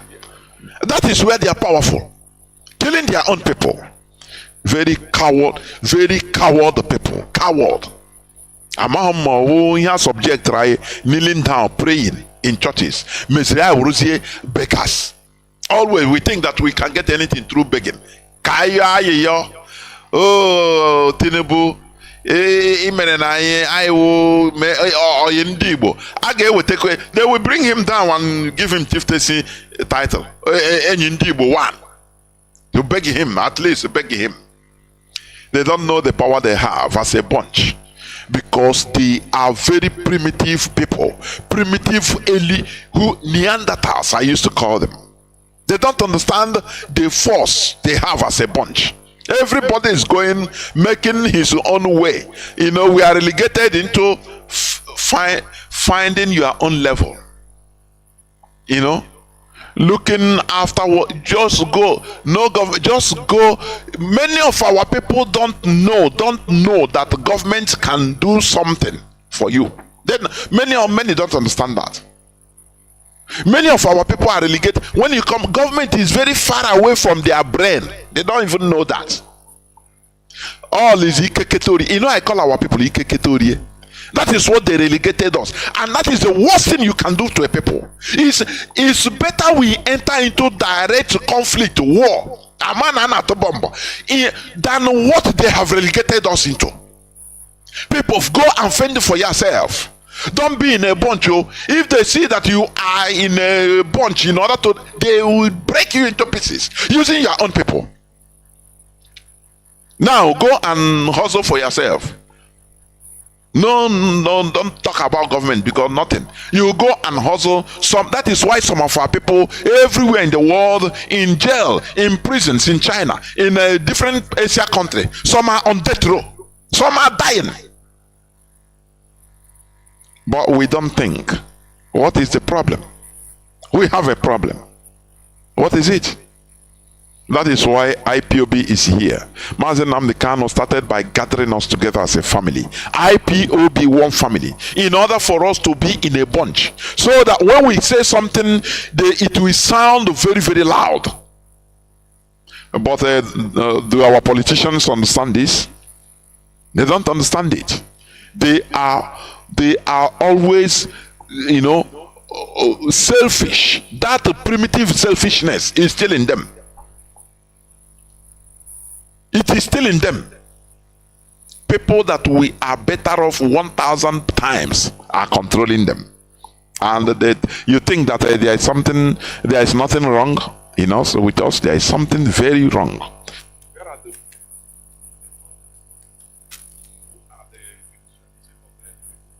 Is it not the same people, the same government? Britain, Emena, P2B puppies. Now I know I could believe that sometimes if you call 10 Downing Street, they will put him on hold for 3 hours and he will, with annoyance, hang up. I believe so. That P2B sometimes he will start calling to complain. More invite me. I want to come to explain. No person is the secretary that will tell him that don't worry, we carry back, okay? The prime minister is busy. But before, you see the speed which the Britain just call him because of his selfishness, because that is what is killing our people. When one person disagree, when one person did not accept the other, there are thousands of others ready. They will use another person. Now, if you know another person they corner him, call him. He come out and took picture in 10 Downing Street. A promoter larger than life. Now let him go 10 Downing Street again to complain. I bet if he call, he have been calling. They don't pick his call again. They don't pick his call. When election time we come back again, now Britain will use another strategy, and we will tell our people. At that time, our people will forget yesterday that Nigeria does not. You are not needed. You are not wanted in Nigeria. We are not good. We are good for nothing in Nigeria, but we are making waves anywhere around the world. The best. But in Nigeria, we are good for nothing. We are not good for anything in Nigeria. That is here Britain, in order to decimate us as a people, in order to push us, to push us to run away from our land. in order to make us inconsequential, so that at the time we come, we start seeing ourselves that we are the cause of our problems, that we start even rejecting ourselves, of which today is happening. That is why some Igbo people don't answer Igbo again. They say, no, we are not, I'm not Igbo. No, I'm from Rivers, I'm not Igbo. Because there is something that they see that, oh, a stigma that is following Igbo people. Now they say, no, I'm not Igbo. That is what, for you to understand that the human being is God that can create and recreate. That is true. They are trying to, recreate us. And it is working until we understand that we are not compatible with Nigeria. It is something that should flow down in our brain that, look, every woman, every Biafra should understand that you continue being Nigerian, you perish as a people. As an individual, you might be doing good, one way or the other, but as a people, we perish. And as I used to say, there will be no I without we. There will be no I without we as a people. Do you understand? Britain wants to decimate us. They have done a P2B Poppy, Emenia Poppy, Egosinia film. Yeah, Mamba. Yeah, jump into the trap. Now they played him. They played him. The same way they played the 1966 coup. Britain planned everything, paint how they are going to change Nigeria by killing Ahmad Bello, killing all that Tafawa Belewa. These are the anti-Nigerianists. That don't you see that even 1957 they didn't want to be even part of Nigeria. They didn't want to be independent. So these people, they are not. So kill them. Britain gave them the order, give them the training, the ammunition, everything, the brain power, the psychology, in order to kill them. But once the thing is done, they laugh. Britain laugh. They come out through BBC and say, it's Igbo kill. Na Igbo kill them. Na Igbo kill. Do you understand me? These are, I call them master planners. If you know how to play your game, you play it well. This is what we are in this world. The way the world is, chess. If you're a chess player, I am. That is why I love the DOS, the Directorate of States. They don't come out again in order to open. They don't come out to boast or to say what we can do this, because they have seen that everything has been backfiring. That's a concept. That system did the backfire several times. Before you do something, our leader will come, he will say it, this and that, before Nigeria will counter it. The DOS moro ihe. Now hand on azo na mbiko azo like this azo. But you being ignorant, you being naive, you will not understand it.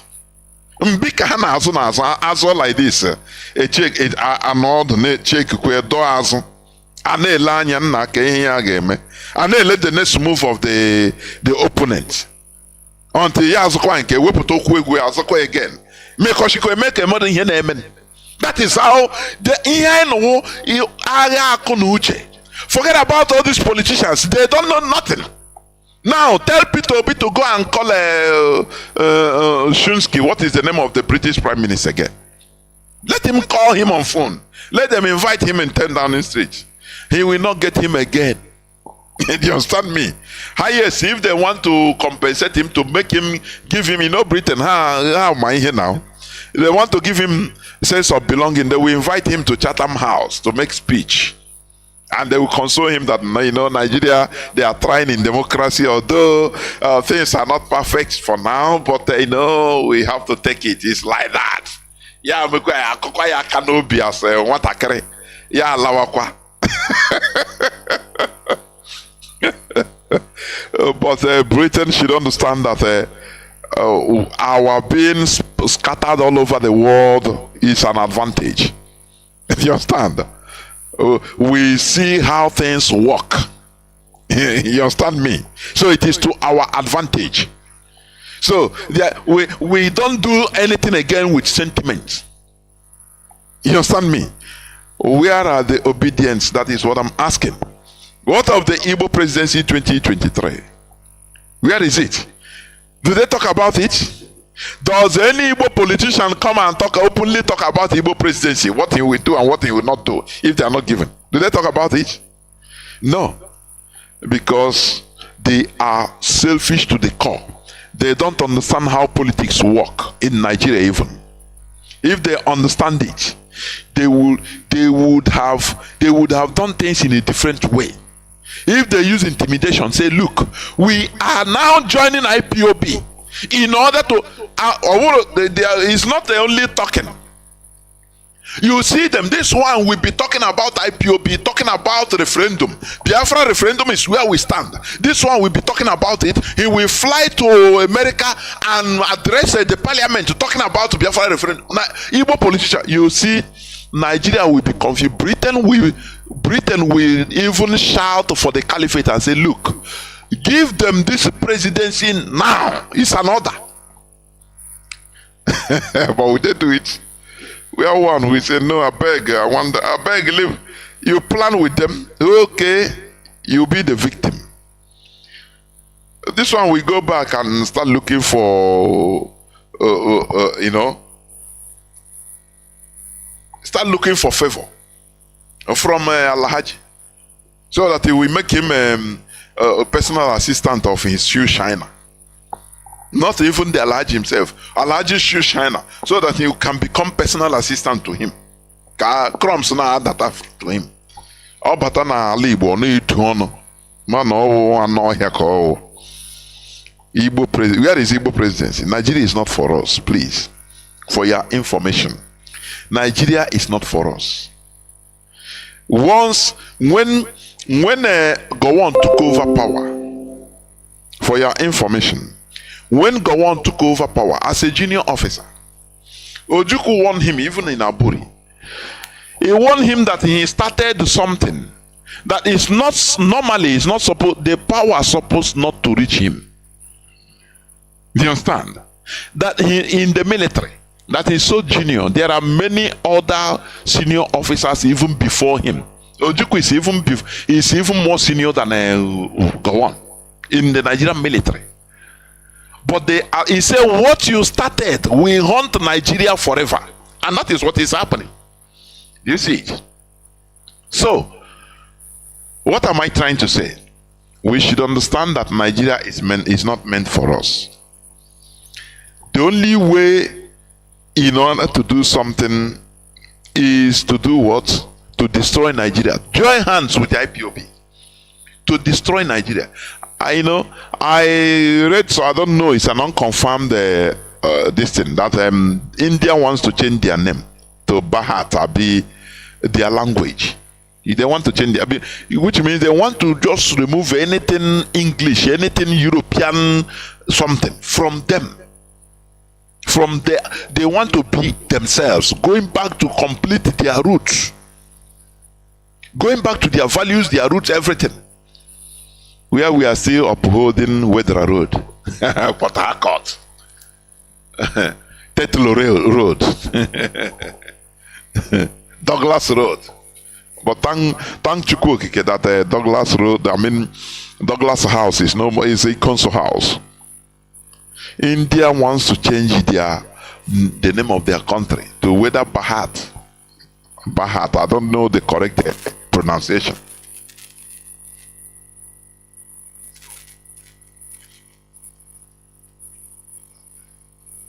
They come with cinema. When they come with content creation, we know. When they were going, obedient, we know that it is Britain that is creating the content. You know all these content creators. They will start doing something, you think that it is real. But at the end, it's just to gather people so that they can make money. That is content creation. So that you watch them. After they tell you, say, na puppy we do, na prank. That is what Britain did with Obi. Do you see the speed they used to call him? Invite British Parliament and turn down the street. The speed. come back, everything change. And I say, hey, Chineke. Or these people. When will our people learn? Even some of our people that you think that they are analysts, that they can look down and they became carried away. Our people are sentimental people that could be carried away easily through events that are in place. That is why our people fall for religion too much, because it's sentimental.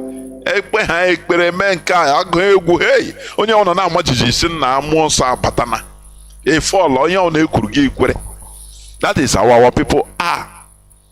Do you understand me? Now, what happened?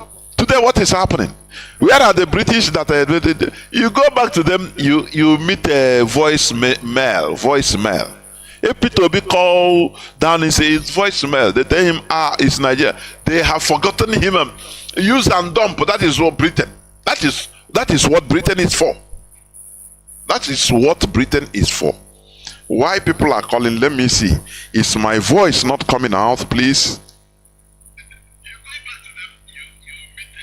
Why are people trying to call me? I don't understand. But my voice is coming out. Please. If you are calling, wait until the lines are open, please. So, what I am saying in effect is this: that we should learn, always learn from the past. But the problem is that our people fail to learn. It is a very big problem. You see, tomorrow the same incident will come, people will still fall the same victim and pray. If you are telling them, they say, no, last time it's not going to be the same thing. No, this is this. You become, for them, you become even, you are the, I don't know, you are the ignorant for them. To them. Until that time, again. Yeah, my voice is clear. Thank you very much. Yeah, I seen it. Yeah. So, we should learn. Nigeria we don't belong to Nigeria. We are in Nigeria caged. It is a cage. Nigeria is a cage.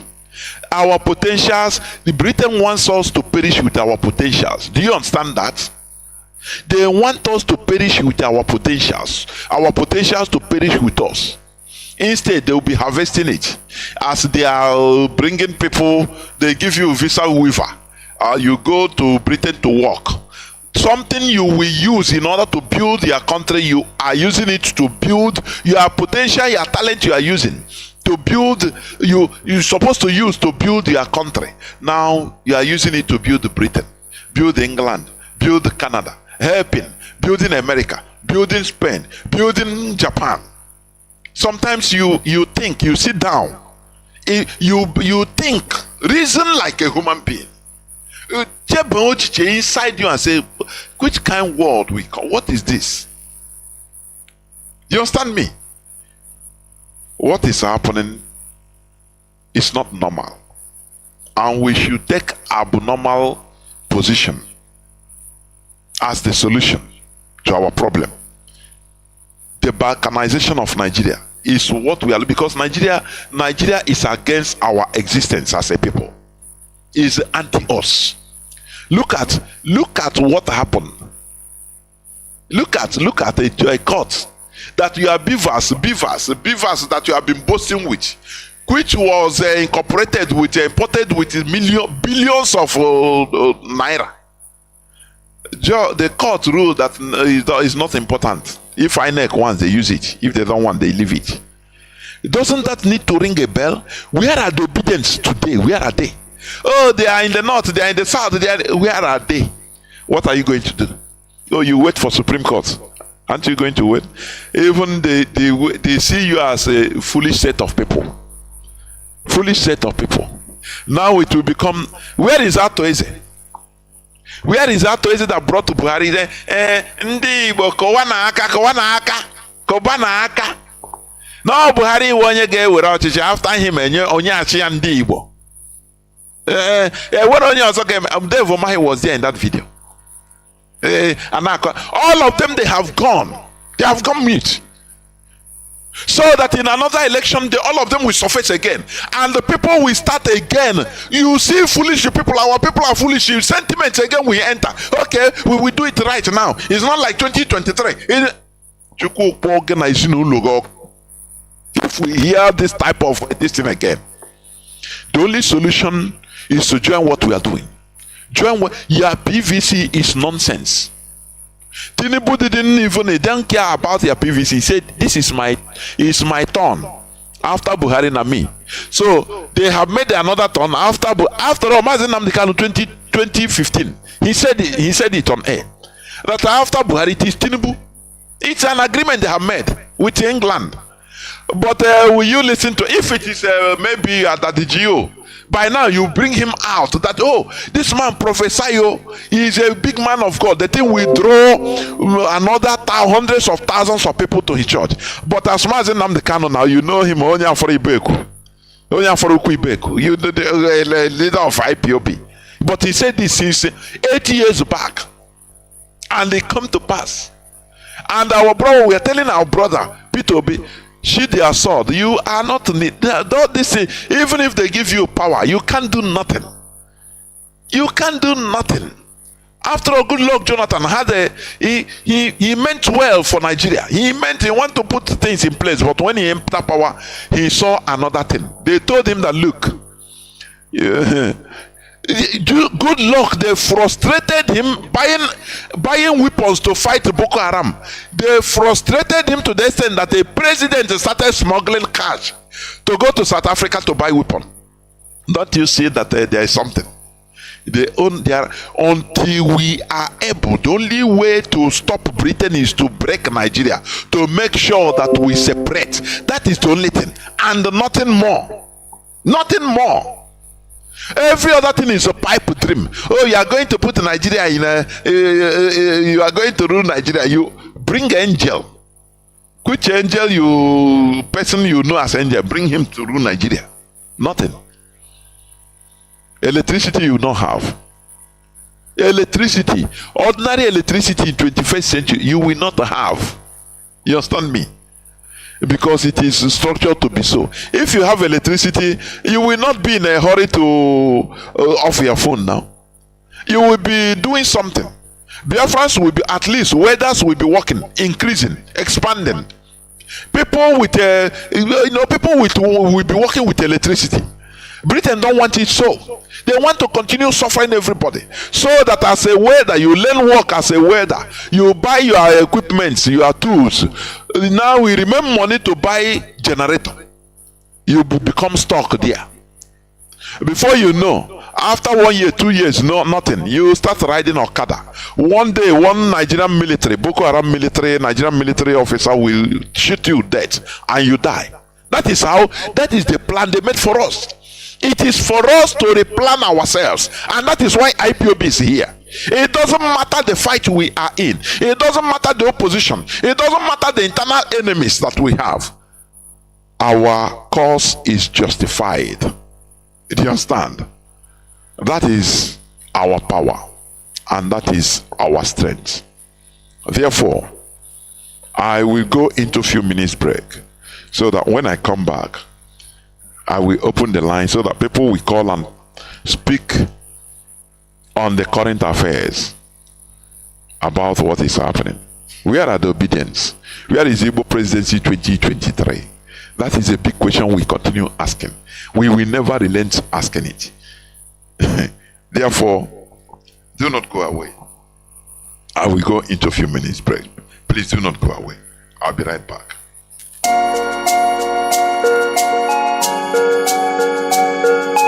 Biafra is only asked for.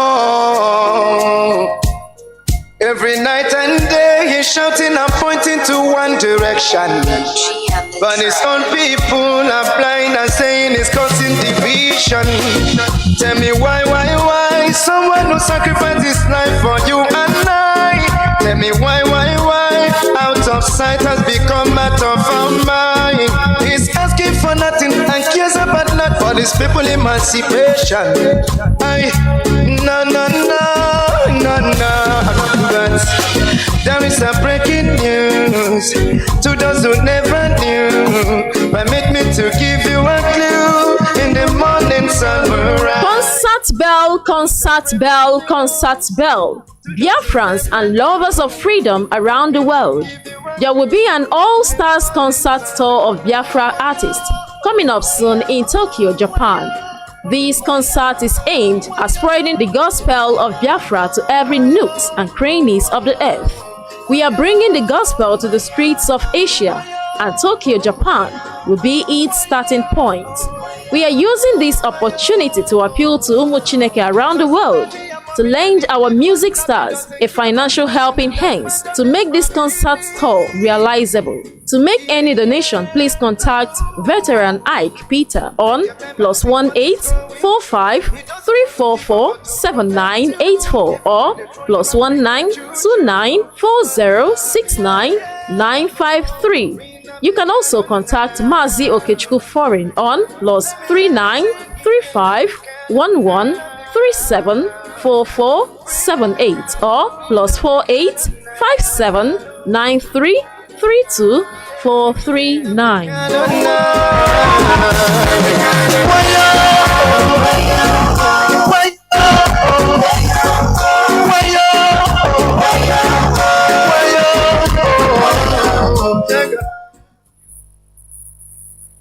Welcome back. This is Radio Biafra House of Service coming to you through Radio Biafra London. My name remains Mazi Chinedu from Alu province of Biafra land. We are here live and direct, and today is the 7th day of September 2023. Tata Bobo Chafo.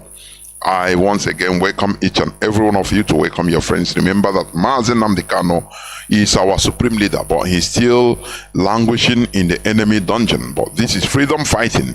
We will never relent, never relent our effort in making sure that he is out from there and Biafra will be restored. That is our ultimate goal. Therefore, our lines are opened. As usual, our direct line is +1 213 328 6224. I repeat, +1 213 328 6224. Our WhatsApp and Signal line is +61 405 142 547. I repeat, +61 405 142 547. Therefore, let me see. I have callers already lining up. Please, caller on. Let me see. What's up? I think what's up. Yes, Mazi Joe. Calling on what's. Yes. Yeah. Yes. Greetings to all Biafrans, especially to the men of the DOS. You guys are doing a good job. Yeah, without wasting more time, Mazi, your topic for today is quite interesting. You know, concerning this judicial report, yesterday, there were some persons here. I told that from beginning, Chinedu is going to be the mandate. They said it's a lie. Peter told me this. Today, they are hiding from me. Let me tell you, our people are not realists. Our people are sentimental. That is what you should understand. Exactly. Go on. Yes. So many of them have disappeared. Even when they are driving past and they see me, they turn their face the other way because they don't know where they are going to start from. Because I told them wholeheartedly that I'm an Igbo man, I'm a member of IPOB, and from the way I'm seeing everything, Chinedu is going to come there. They said, no, Peter. I said, come on, stop it. All of you that are disobedient children, they are all disobedient people. If they have sense, they would have known. They would have seen the handwriting on the window. On the wall. Especially when Peter Obi, he went to London. He came back. He left PDP. He formed Labour Party. I don't know if our people don't have the capacity to think. It was glaring, written on the wall. This one does not need a matter of Biafra to know what the meaning of was written on the wall. It was very glaring. But yet, as stupid and dumb as some are, they still Mazi. You see, poverty is a disease. The British people, with in conjunction with the Fulanis, they have used poverty to make people to believe that there's no more hope. There's no more hope. That whatever they see, they eat. So, okay. So, what I'm trying to say, Mazi, is that you see our people in Nigeria now. Even if you that are abroad are telling them that you are supposed to have like 24 hours, you are supposed to have Wi-Fi at every bus stop, they see all these things as being so big, which is not. It is what the people want. The people are the owners of the Constitution. Like, I used to tell some of my friends that say they are Nigerians, I look at them and tell them, the Constitution that you are upholding, have you read it from the beginning to the end? Some of them don't even know the paragraph, chapter, or whatever that is in the Constitution. They are boldly saying that they are Nigerian. Nigeria is a dead corpse. I'm not saying it, I'm saying it here. Nigeria is a dead corpse. It's decaying. It's dead already, decaying. Mazi, thank you very much. Let other people to call it. There were Mazi. Our people are not realists. They are sentimentalists. I'm telling you. They don't check issues as it is, and in order to make decisions. They make decisions out of sentiment. That is one thing with Igbo people. I'm saying it, Igbo people. It is something that is ingrained in us. We don't make decisions, see things as it doesn't matter. Sometimes we don't want to face that bitter reality. Instead, we join both faith to hope together. Say, no. I cannot accept it. It's not like that. I cancel it. That is why, we are groomed in religion, and it is very bad. You see that sometimes you become disoriented with that religious background. I cannot believe that this thing can happen. I cannot believe it, so I don't want to even talk about it. So it's not happening. It cannot happen in Jesus' name. Now you confuse everything, mix it up with reality, and it becomes part of us.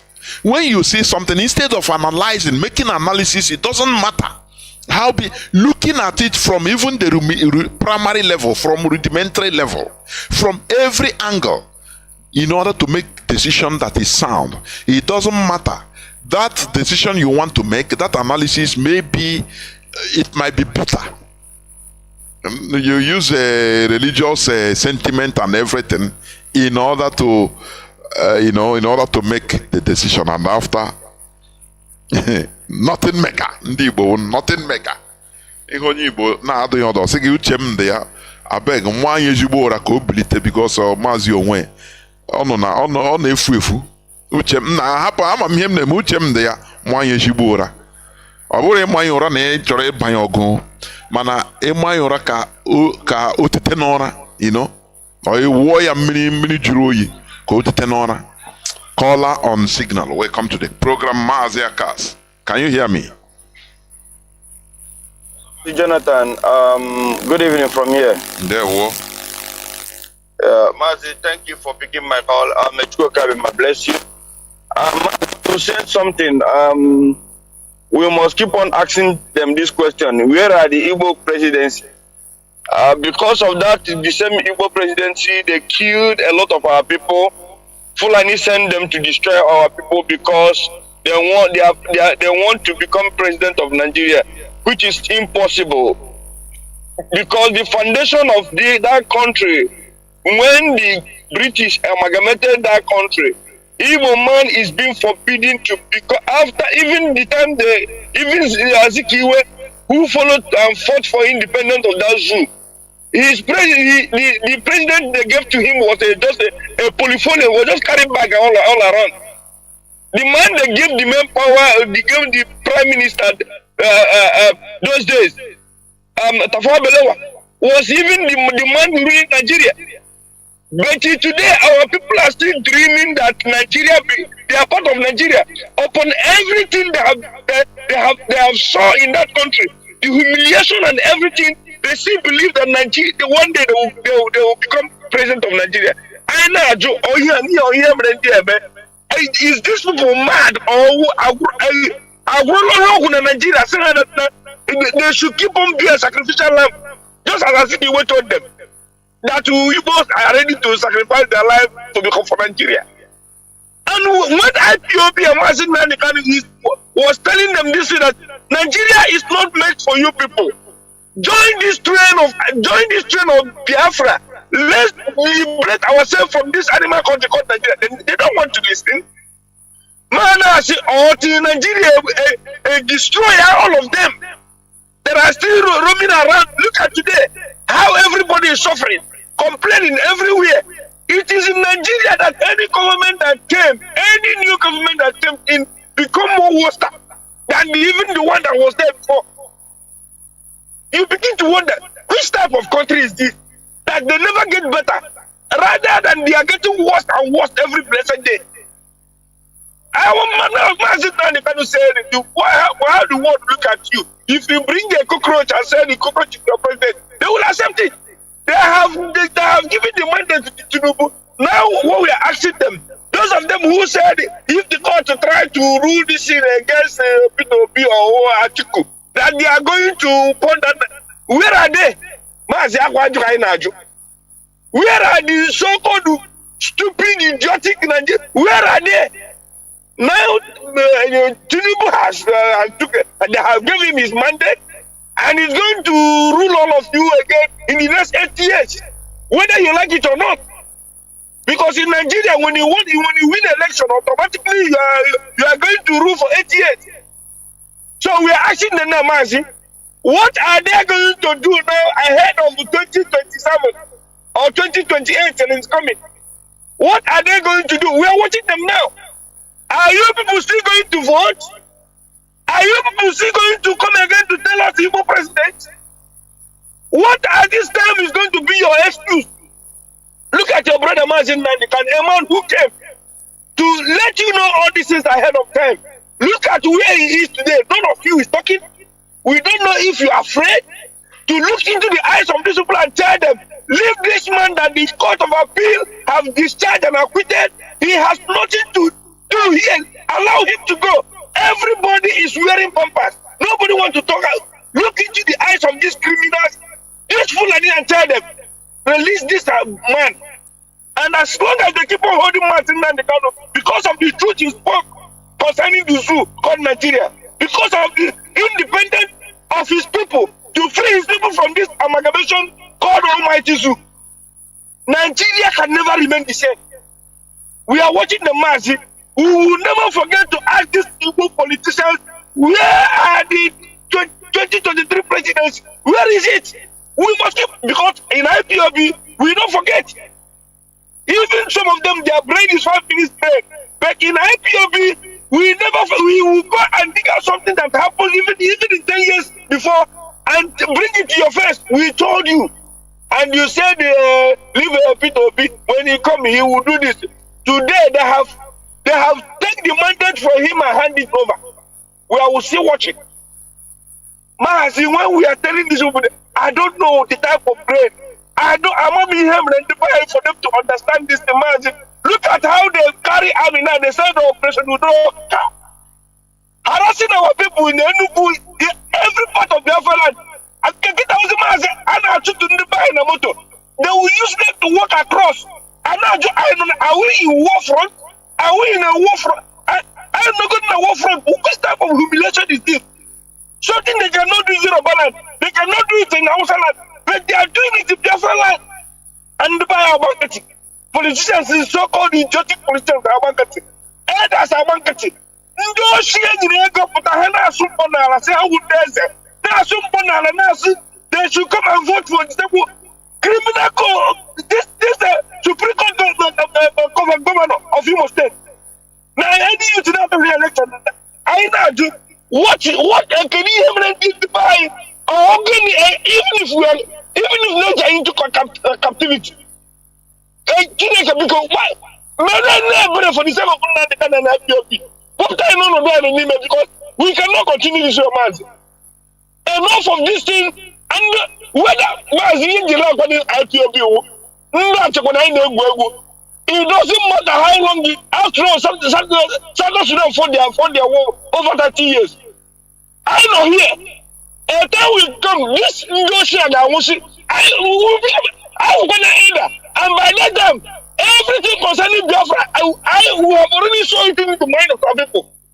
Here there would even maybe 5% of the idiotic Nigerians. I'm not kind of having a saga. I know here, we are going nowhere. President come and president go, IPOB will still remain here. You see that we got the Biafra or I ain't telling you because the life without Biafra is useless. But Mazi Jonathan, please allow me to make this short important announcement. This announcement, this is Mazi speaking from Austria. Please, this announcement goes for our brothers in Tirol. Those of us who are looking for a telephone number, how to join the family in Tirol here in Austria, please, if you have a pen, write this number down so that when they call it, Mazi Obonna is going to pick your call to tell you direction where we are making, where we are gathering in Tirol so that they can be able to join IPOB because we have got information that many people are looking for a telephone number or want to get a contact of our brother Mazi Obonna. The telephone number is 0676 350 8175. I repeat, 0676 3508 175. Call our brother Mazi Obonna. He will tell you where they are gathering in Tirol so that you can be able to join the family. Mazi Jonathan, may God bless you. Thank you for educating our people and thank you for answering this call. They were watching again. They were Maziakas. They were, you are one of us. Caller on WhatsApp, welcome to the program. Can you hear me? Mazi, good evening, sir. There were Mazi, welcome to the program. My name is Mazi Sunday Obu Ejem, and I'm calling you from Biafra. There is something you said during your analysis. You made mention of something that I have been preaching to people yesterday and today at the market. I asked them an intelligent question, which no one is able to answer me that question. I asked them, even if P2B goes into that seat, how many cabals did the Igbos have to support P2B in that seat? Then how many cabals do we have in Igbo land that will sponsor or stand at the back of P2B to make him to win the court case? How many of them? I now ask them, is it Ojo Zokalu who was crying and shedding tears in the presence of his enemies? Is it the Igbo cabal we have on Nigeria government as an Igbo person? Is it Rocha Sokrocha they chased, wanted to kill? Is it Ngige? Is it the one you mentioned, Ato Eze? I was asking them these questions. What assured them that Nigeria will release leadership to Igbo? No one was able to answer me that question. They should have known that Nigeria is not for us. Even to 100 years to come, we are not Nigerians by birth, by blood, by everything. Yet we keep on pursuing shadow upon pursuing shadow. A shadow we cannot catch. We keep on pursuing it. I told them Nigeria is not for us. How many cabals do we have that we make Igbo man to mount on the throne of Nigeria government? I am still asking that question. Then another question you always ask is, where are the obedience? Where are the obedience? The obedience should come in mass and go to the streets and do protest. Let them do protest. Let them protest that Nigeria have not favored them. That they voted for Obi and they have not allowed Obi to go into the throne and rule Nigeria. Yet everybody went back. Nnamdi Kanu, our able leader, Mazi Nnamdi Kanu, have prophesied this for 8 years ago. I listened to that broadcast. He said after the dead man, it will become the son of the living man, which is the person on Nigeria seat now, in the name of Chinedu. You said something that I love so much, which I've been telling people.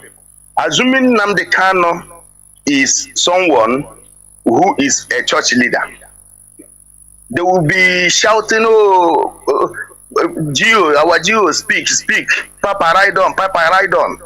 You will see an African man, the way Africans reason. You see an 80 years old man, 90 years old man, calling a youth of 30 or 40, Papa, because he's a pastor. Papa, ride on. Church of Mazi Nnamdi Kanu would have be full of a crowd, a multitude of people. He will be making money, assuming he's a pastor. But look at him prophesying. Whatever he prophesies comes to pass. The only prophecy of our leader that have not come to pass is the one that he prophesied and said, one day you will sleep in Nigeria and wake up in Biafra. And that prophecy is what every Biafra man is waiting for. And we so much believe that one day it will come to pass. Even likewise, the way others have come to pass. Maz, I don't have much to say, just because of to give chance to other people to contribute. This is the only thing the only reason why I called. There we tell you the questions I have been asking people. Where are the obedience, and also how many cabas did the Igbos have? God bless you, sir. And good night. There we Mazi. There we. Caller on signal. Welcome to the program. Can you hear me? Caller on signal. Yes, Mazi Jonathan. Good evening, sir. There we Mazi. Welcome to the program. Mazi, my name is Mazi Fine. I'm calling from my location. Mazi, in fact, let me just put it in this way. First of all, the dogs are wise. And may God bless our leader, Oyendu. Mazi, Nigeria youths are dead bodies because the Westerners have used religion to confuse and also make the youth of Nigeria to be useless, because they only think, or their thinking faculty is only based on what God cannot do, can never exist. And once they have this kind of thinking in mind, then we start, believing something that can never exist. Nigeria youths, they are dead bodies in the sense that they think that God will fall from heaven and come and push Jagaban out of the Aso Rock, so that obedient and obituary and the Obi Gota and the Obi will enter there and rule them, without knowing that it doesn't work like that. Mazi, I can remember when Ayodepe, this Bishop Ayodepe, this man that has about 5 private jets or more than so, went to Aso Rock. That time our leader was not in the hand of these our enemies. He went there and he come out, and people was asking him Who did you see? Who is that person in that Aso? The man refused to talk. Until to the extent when the people of Jibrin from Sudanese come to fight the Aso Kabas, demanding 50% of their share. That's when we notice, or I noticed, that religion brought by Western countries have affected the Africans to the extent that the Africans can never reason and think twice.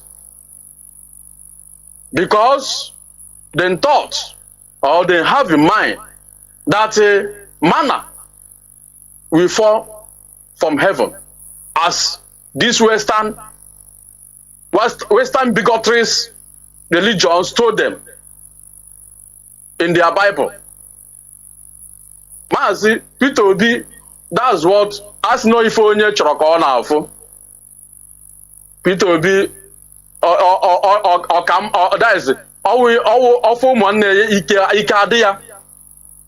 Had it been that Peter Obi listen and take correction for what happened to others before the war, Peter Obi would have not have himself mess before the presence of the world. But I thank God, Mazi, for our leader, and I thank God for this hallowed platform, educating us, telling us that we're supposed to reason and think like human beings. We're not supposed to think like animal. We're not supposed to think that God will fall, manna will fall from heaven to us to eat. God have already finished his work and deposited all the mineral resources on every soil for we to use and live life as a human being. And these Western fools, Western people that call themselves religions, then come and turn everything upside down, telling you should prepare your words in the heaven. Why? If you come to their place, Mazi, you will like to not to come back again. Then describe hell as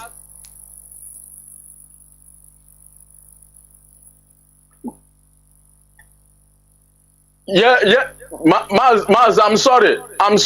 You know, Betty, all these things, all these shenanigans, and all these things that is happening is the work of all these religions, because our people always believe that everything is okay. But Maz, thank you. May God bless our leader. May God bless you. We must continue. Biafra or Biafra. We are not going back. We don't have back to go. Thank you, Mazi. Thank you. Good night from here. The bottom line is we should by now understand that we don't belong to Nigeria. Nigeria is concocted in order to deal with us, anti-us. That is what it is. Any person that is telling you that you know, somebody will go there and make Nigeria great, he's talking nonsense. He's talking out of emotion, not reality. Caller on WhatsApp, welcome to the program. Thank you for being there. Can you hear me? Caller on WhatsApp. Yes, Mazi Chinedu. There were Mazi Okafo. There were. Yes, thank you, sir. Good morning, Biafrans. Good afternoon. Good night, whatever time zone a day. My name is Jude Okafo. Jude Okafo is from Agbo. Agbo is in Anioma. Anioma is in Biafra land. And Anioma people are Igbo people all the way from Igboakri. For record purpose, I hear some people now, they don't shout about Midwest. They want to reorganize Midwest. We Anioma people are making it clear to you people that we are no longer part of Midwest because Nigeria is nobody. We are not part of the system, neither are we Midwest. We have come back to where we started from. We have joined our brothers together in one family to join our Igbo brothers because we are Igbo by identity. We are Igbo and we have come back to where we started from. And that is why in Igbo language we will say, we have gone back home. We are not part of Midwest anymore. We are Anioma in Igbo land and in Biafra land.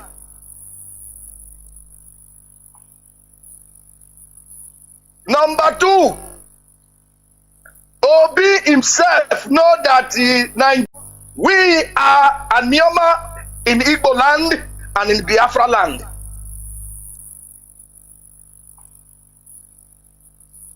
Number two, Obi himself know that we are Anioma in Igbo land and in Biafra land.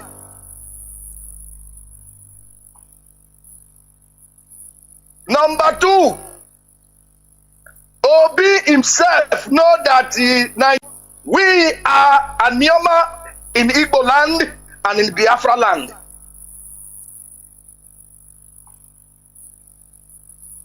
Number two, Obi himself know that we are Anioma in Igbo land and in Biafra land.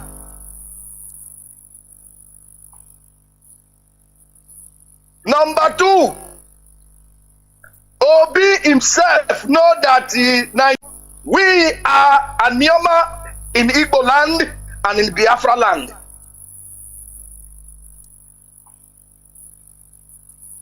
Number two, Obi himself know that we are Anioma in Igbo land and in Biafra land.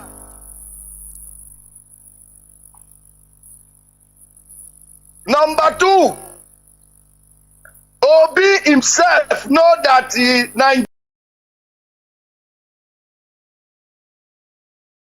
we are Anioma in Igbo land and in Biafra land.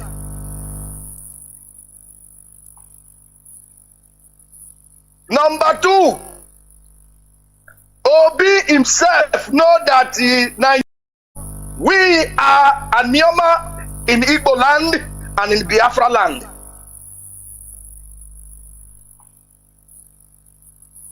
Number two, Obi himself know that we are Anioma in Igbo land and in Biafra land.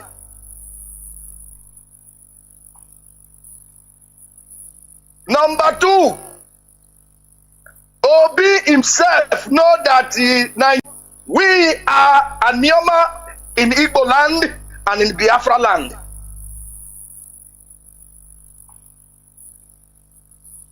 Number two, Obi himself know that we are Anioma in Igbo land and in Biafra land.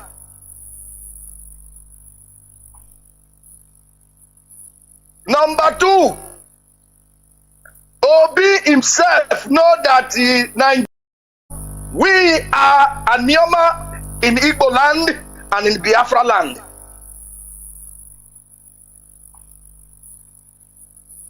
Number two, Obi himself know that we are Anioma in Igbo land and in Biafra land.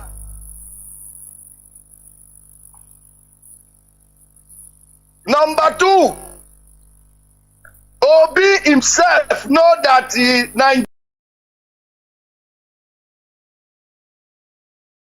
we are Anioma in Igbo land and in Biafra land.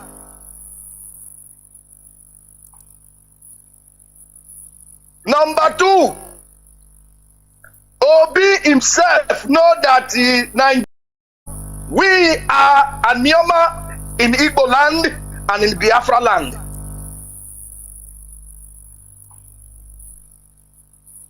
Number two, Obi himself know that we are Anioma in Igbo land and in Biafra land.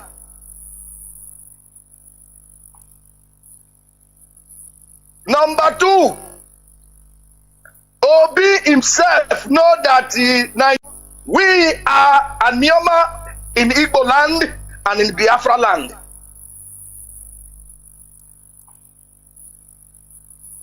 Number two, Obi himself know that we are Anioma in Igbo land and in Biafra land.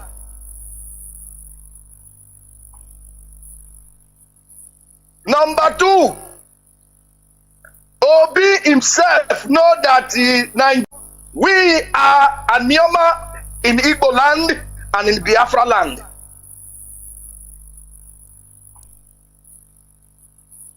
Number two, Obi himself know that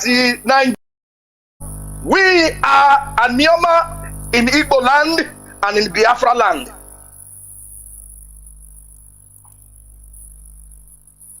Number two, Obi himself know that we are Anioma in Igbo land and in Biafra land.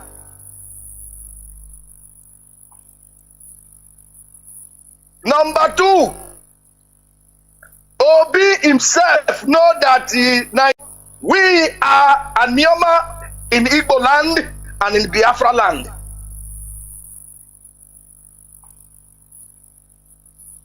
Number two, Obi himself know that we are Anioma in Igbo land and in Biafra land.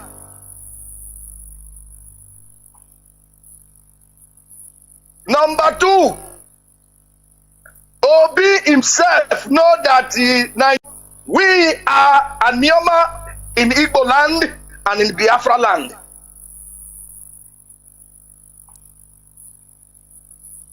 Number two, Obi himself know that we are Anioma in Igbo land and in Biafra land.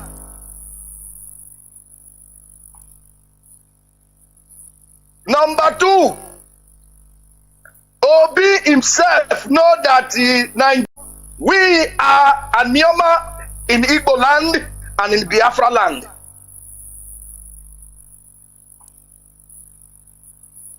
Number two, Obi himself know that we are Anioma in Igbo land and in Biafra land.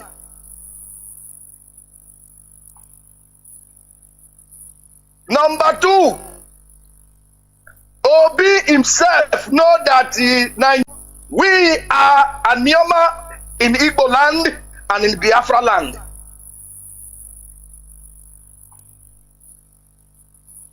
Number two, Obi himself know that we are Anioma in Igbo land and in Biafra land.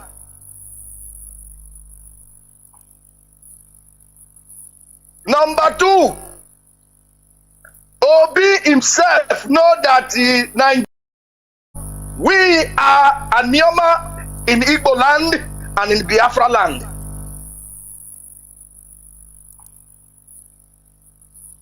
Number two, Obi himself know that we are Anioma in Igbo land and in Biafra land.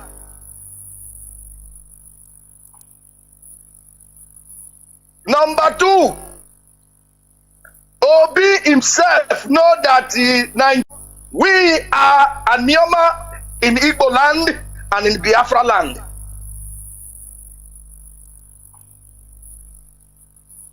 Number two, Obi himself know that we are Anioma in Igbo land and in Biafra land.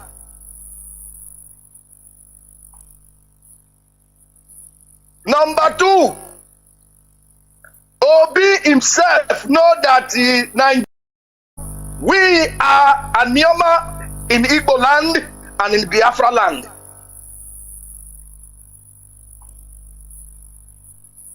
Number 2, Obi himself know that we are Anioma in Igbo land and in Biafra land.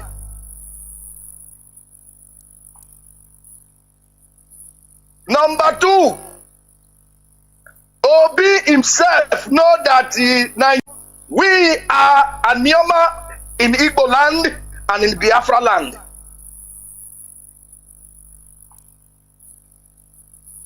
Number 2, Obi himself know that we are Anioma in Igbo land and in Biafra land.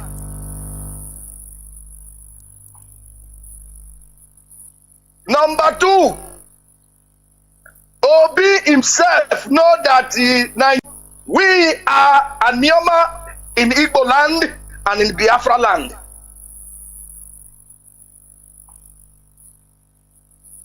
Number 2, Obi himself know that we are Anioma in Igbo land and in Biafra land.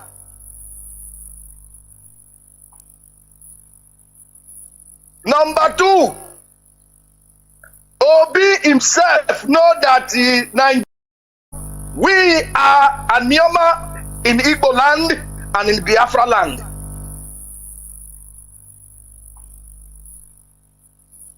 Number 2, Obi himself know that we are Anioma in Igbo land and in Biafra land.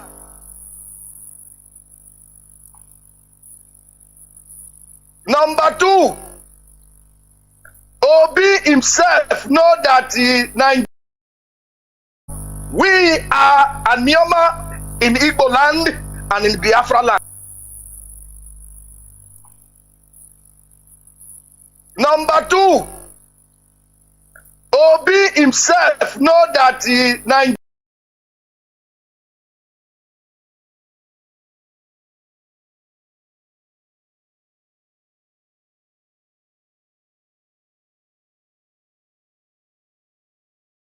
we are Anioma in Igbo land and in Biafra land.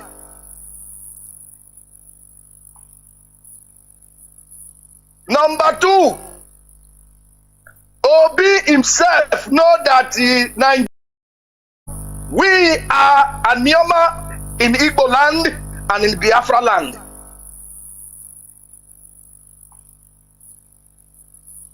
Number 2, Obi himself know that we are Anioma in Igbo land and in Biafra land.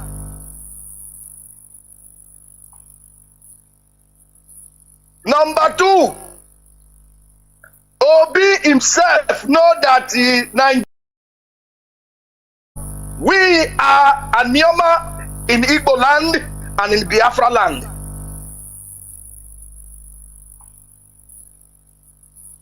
Number 2, Obi himself know that we are Anioma in Igbo land and in Biafra land.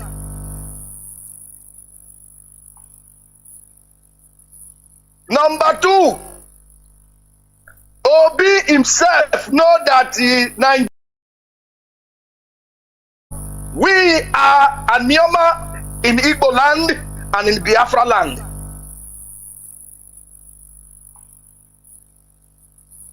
Number 2, Obi himself know that we are Anioma in Igbo land and in Biafra land.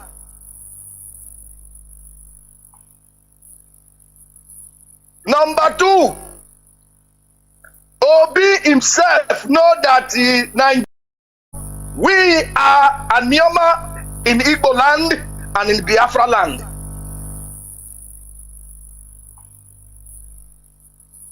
Number two, Obi himself know that we are Anioma in Igbo land and in Biafra land.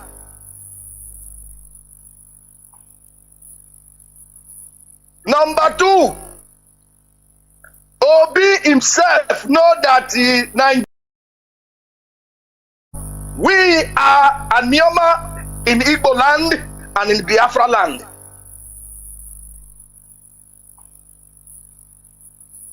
Number two, Obi himself know that we are Anioma in Igbo land and in Biafra land.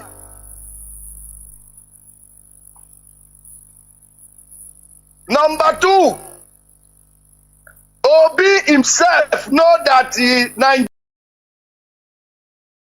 we are Anioma in Igbo land and in Biafra land.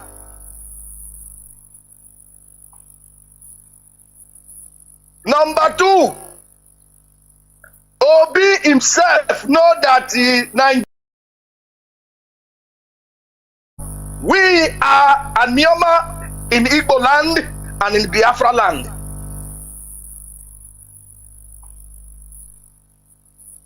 Number two, Obi himself know that we are Anioma in Igbo land and in Biafra land.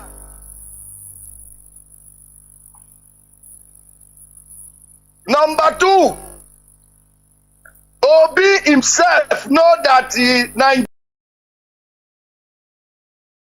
we are Anioma in Igbo land and in Biafra land.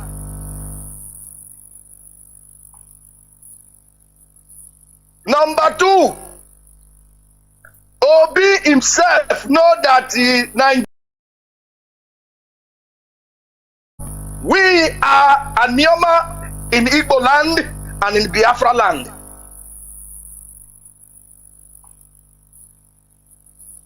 Number two, Obi himself know that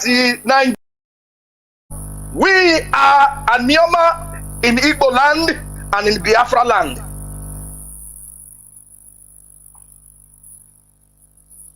Number two, Obi himself know that we are Anioma in Igbo land and in Biafra land.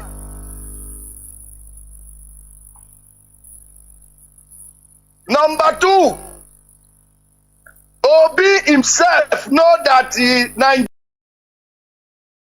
we are Anioma in Igbo land and in Biafra land.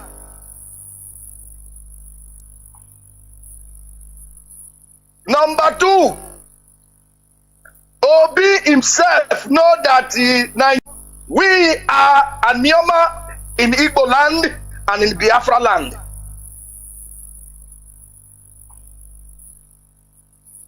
Number two, Obi himself know that we are Anioma in Igbo land and in Biafra land.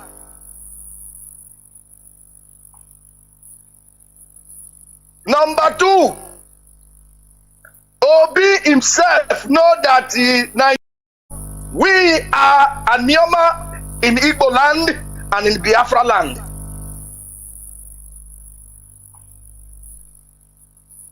Number two, Obi himself know that we are Anioma in Igbo land and in Biafra land.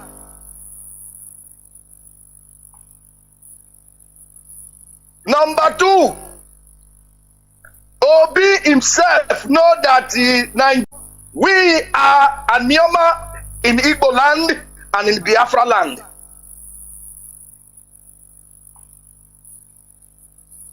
Number two, Obi himself know that we are Anioma in Igbo land and in Biafra land.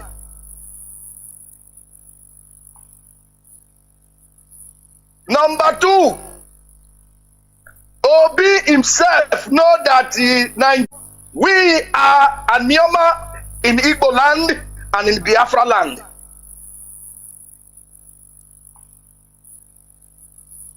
Number two, Obi himself know that we are a Nioma in Igbo land and in Biafra land.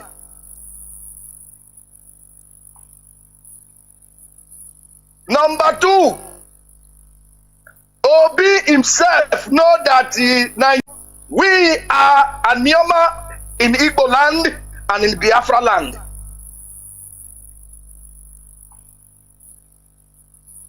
Number two, Obi himself know that we are a Nioma in Igbo land and in Biafra land.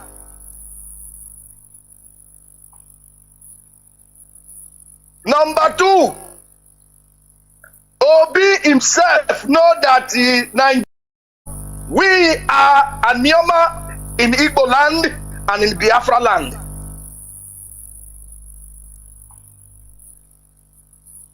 Number two, Obi himself know that we are a Nioma in Igbo land and in Biafra land.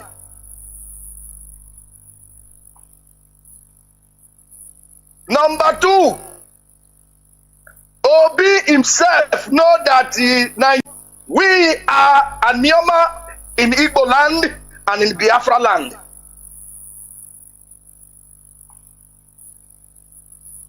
Number two, Obi himself know that we are a Nioma in Igbo land and in Biafra land.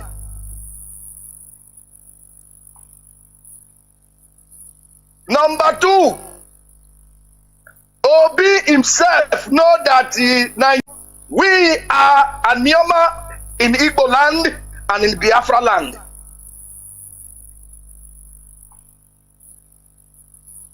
Number two, Obi himself know that we are a Nioma in Igbo land and in Biafra land.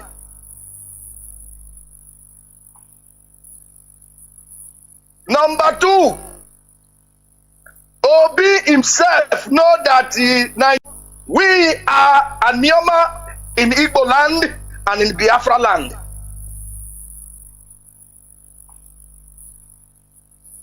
Number two, Obi himself know that we are a Nioma in Igbo land and in Biafra land.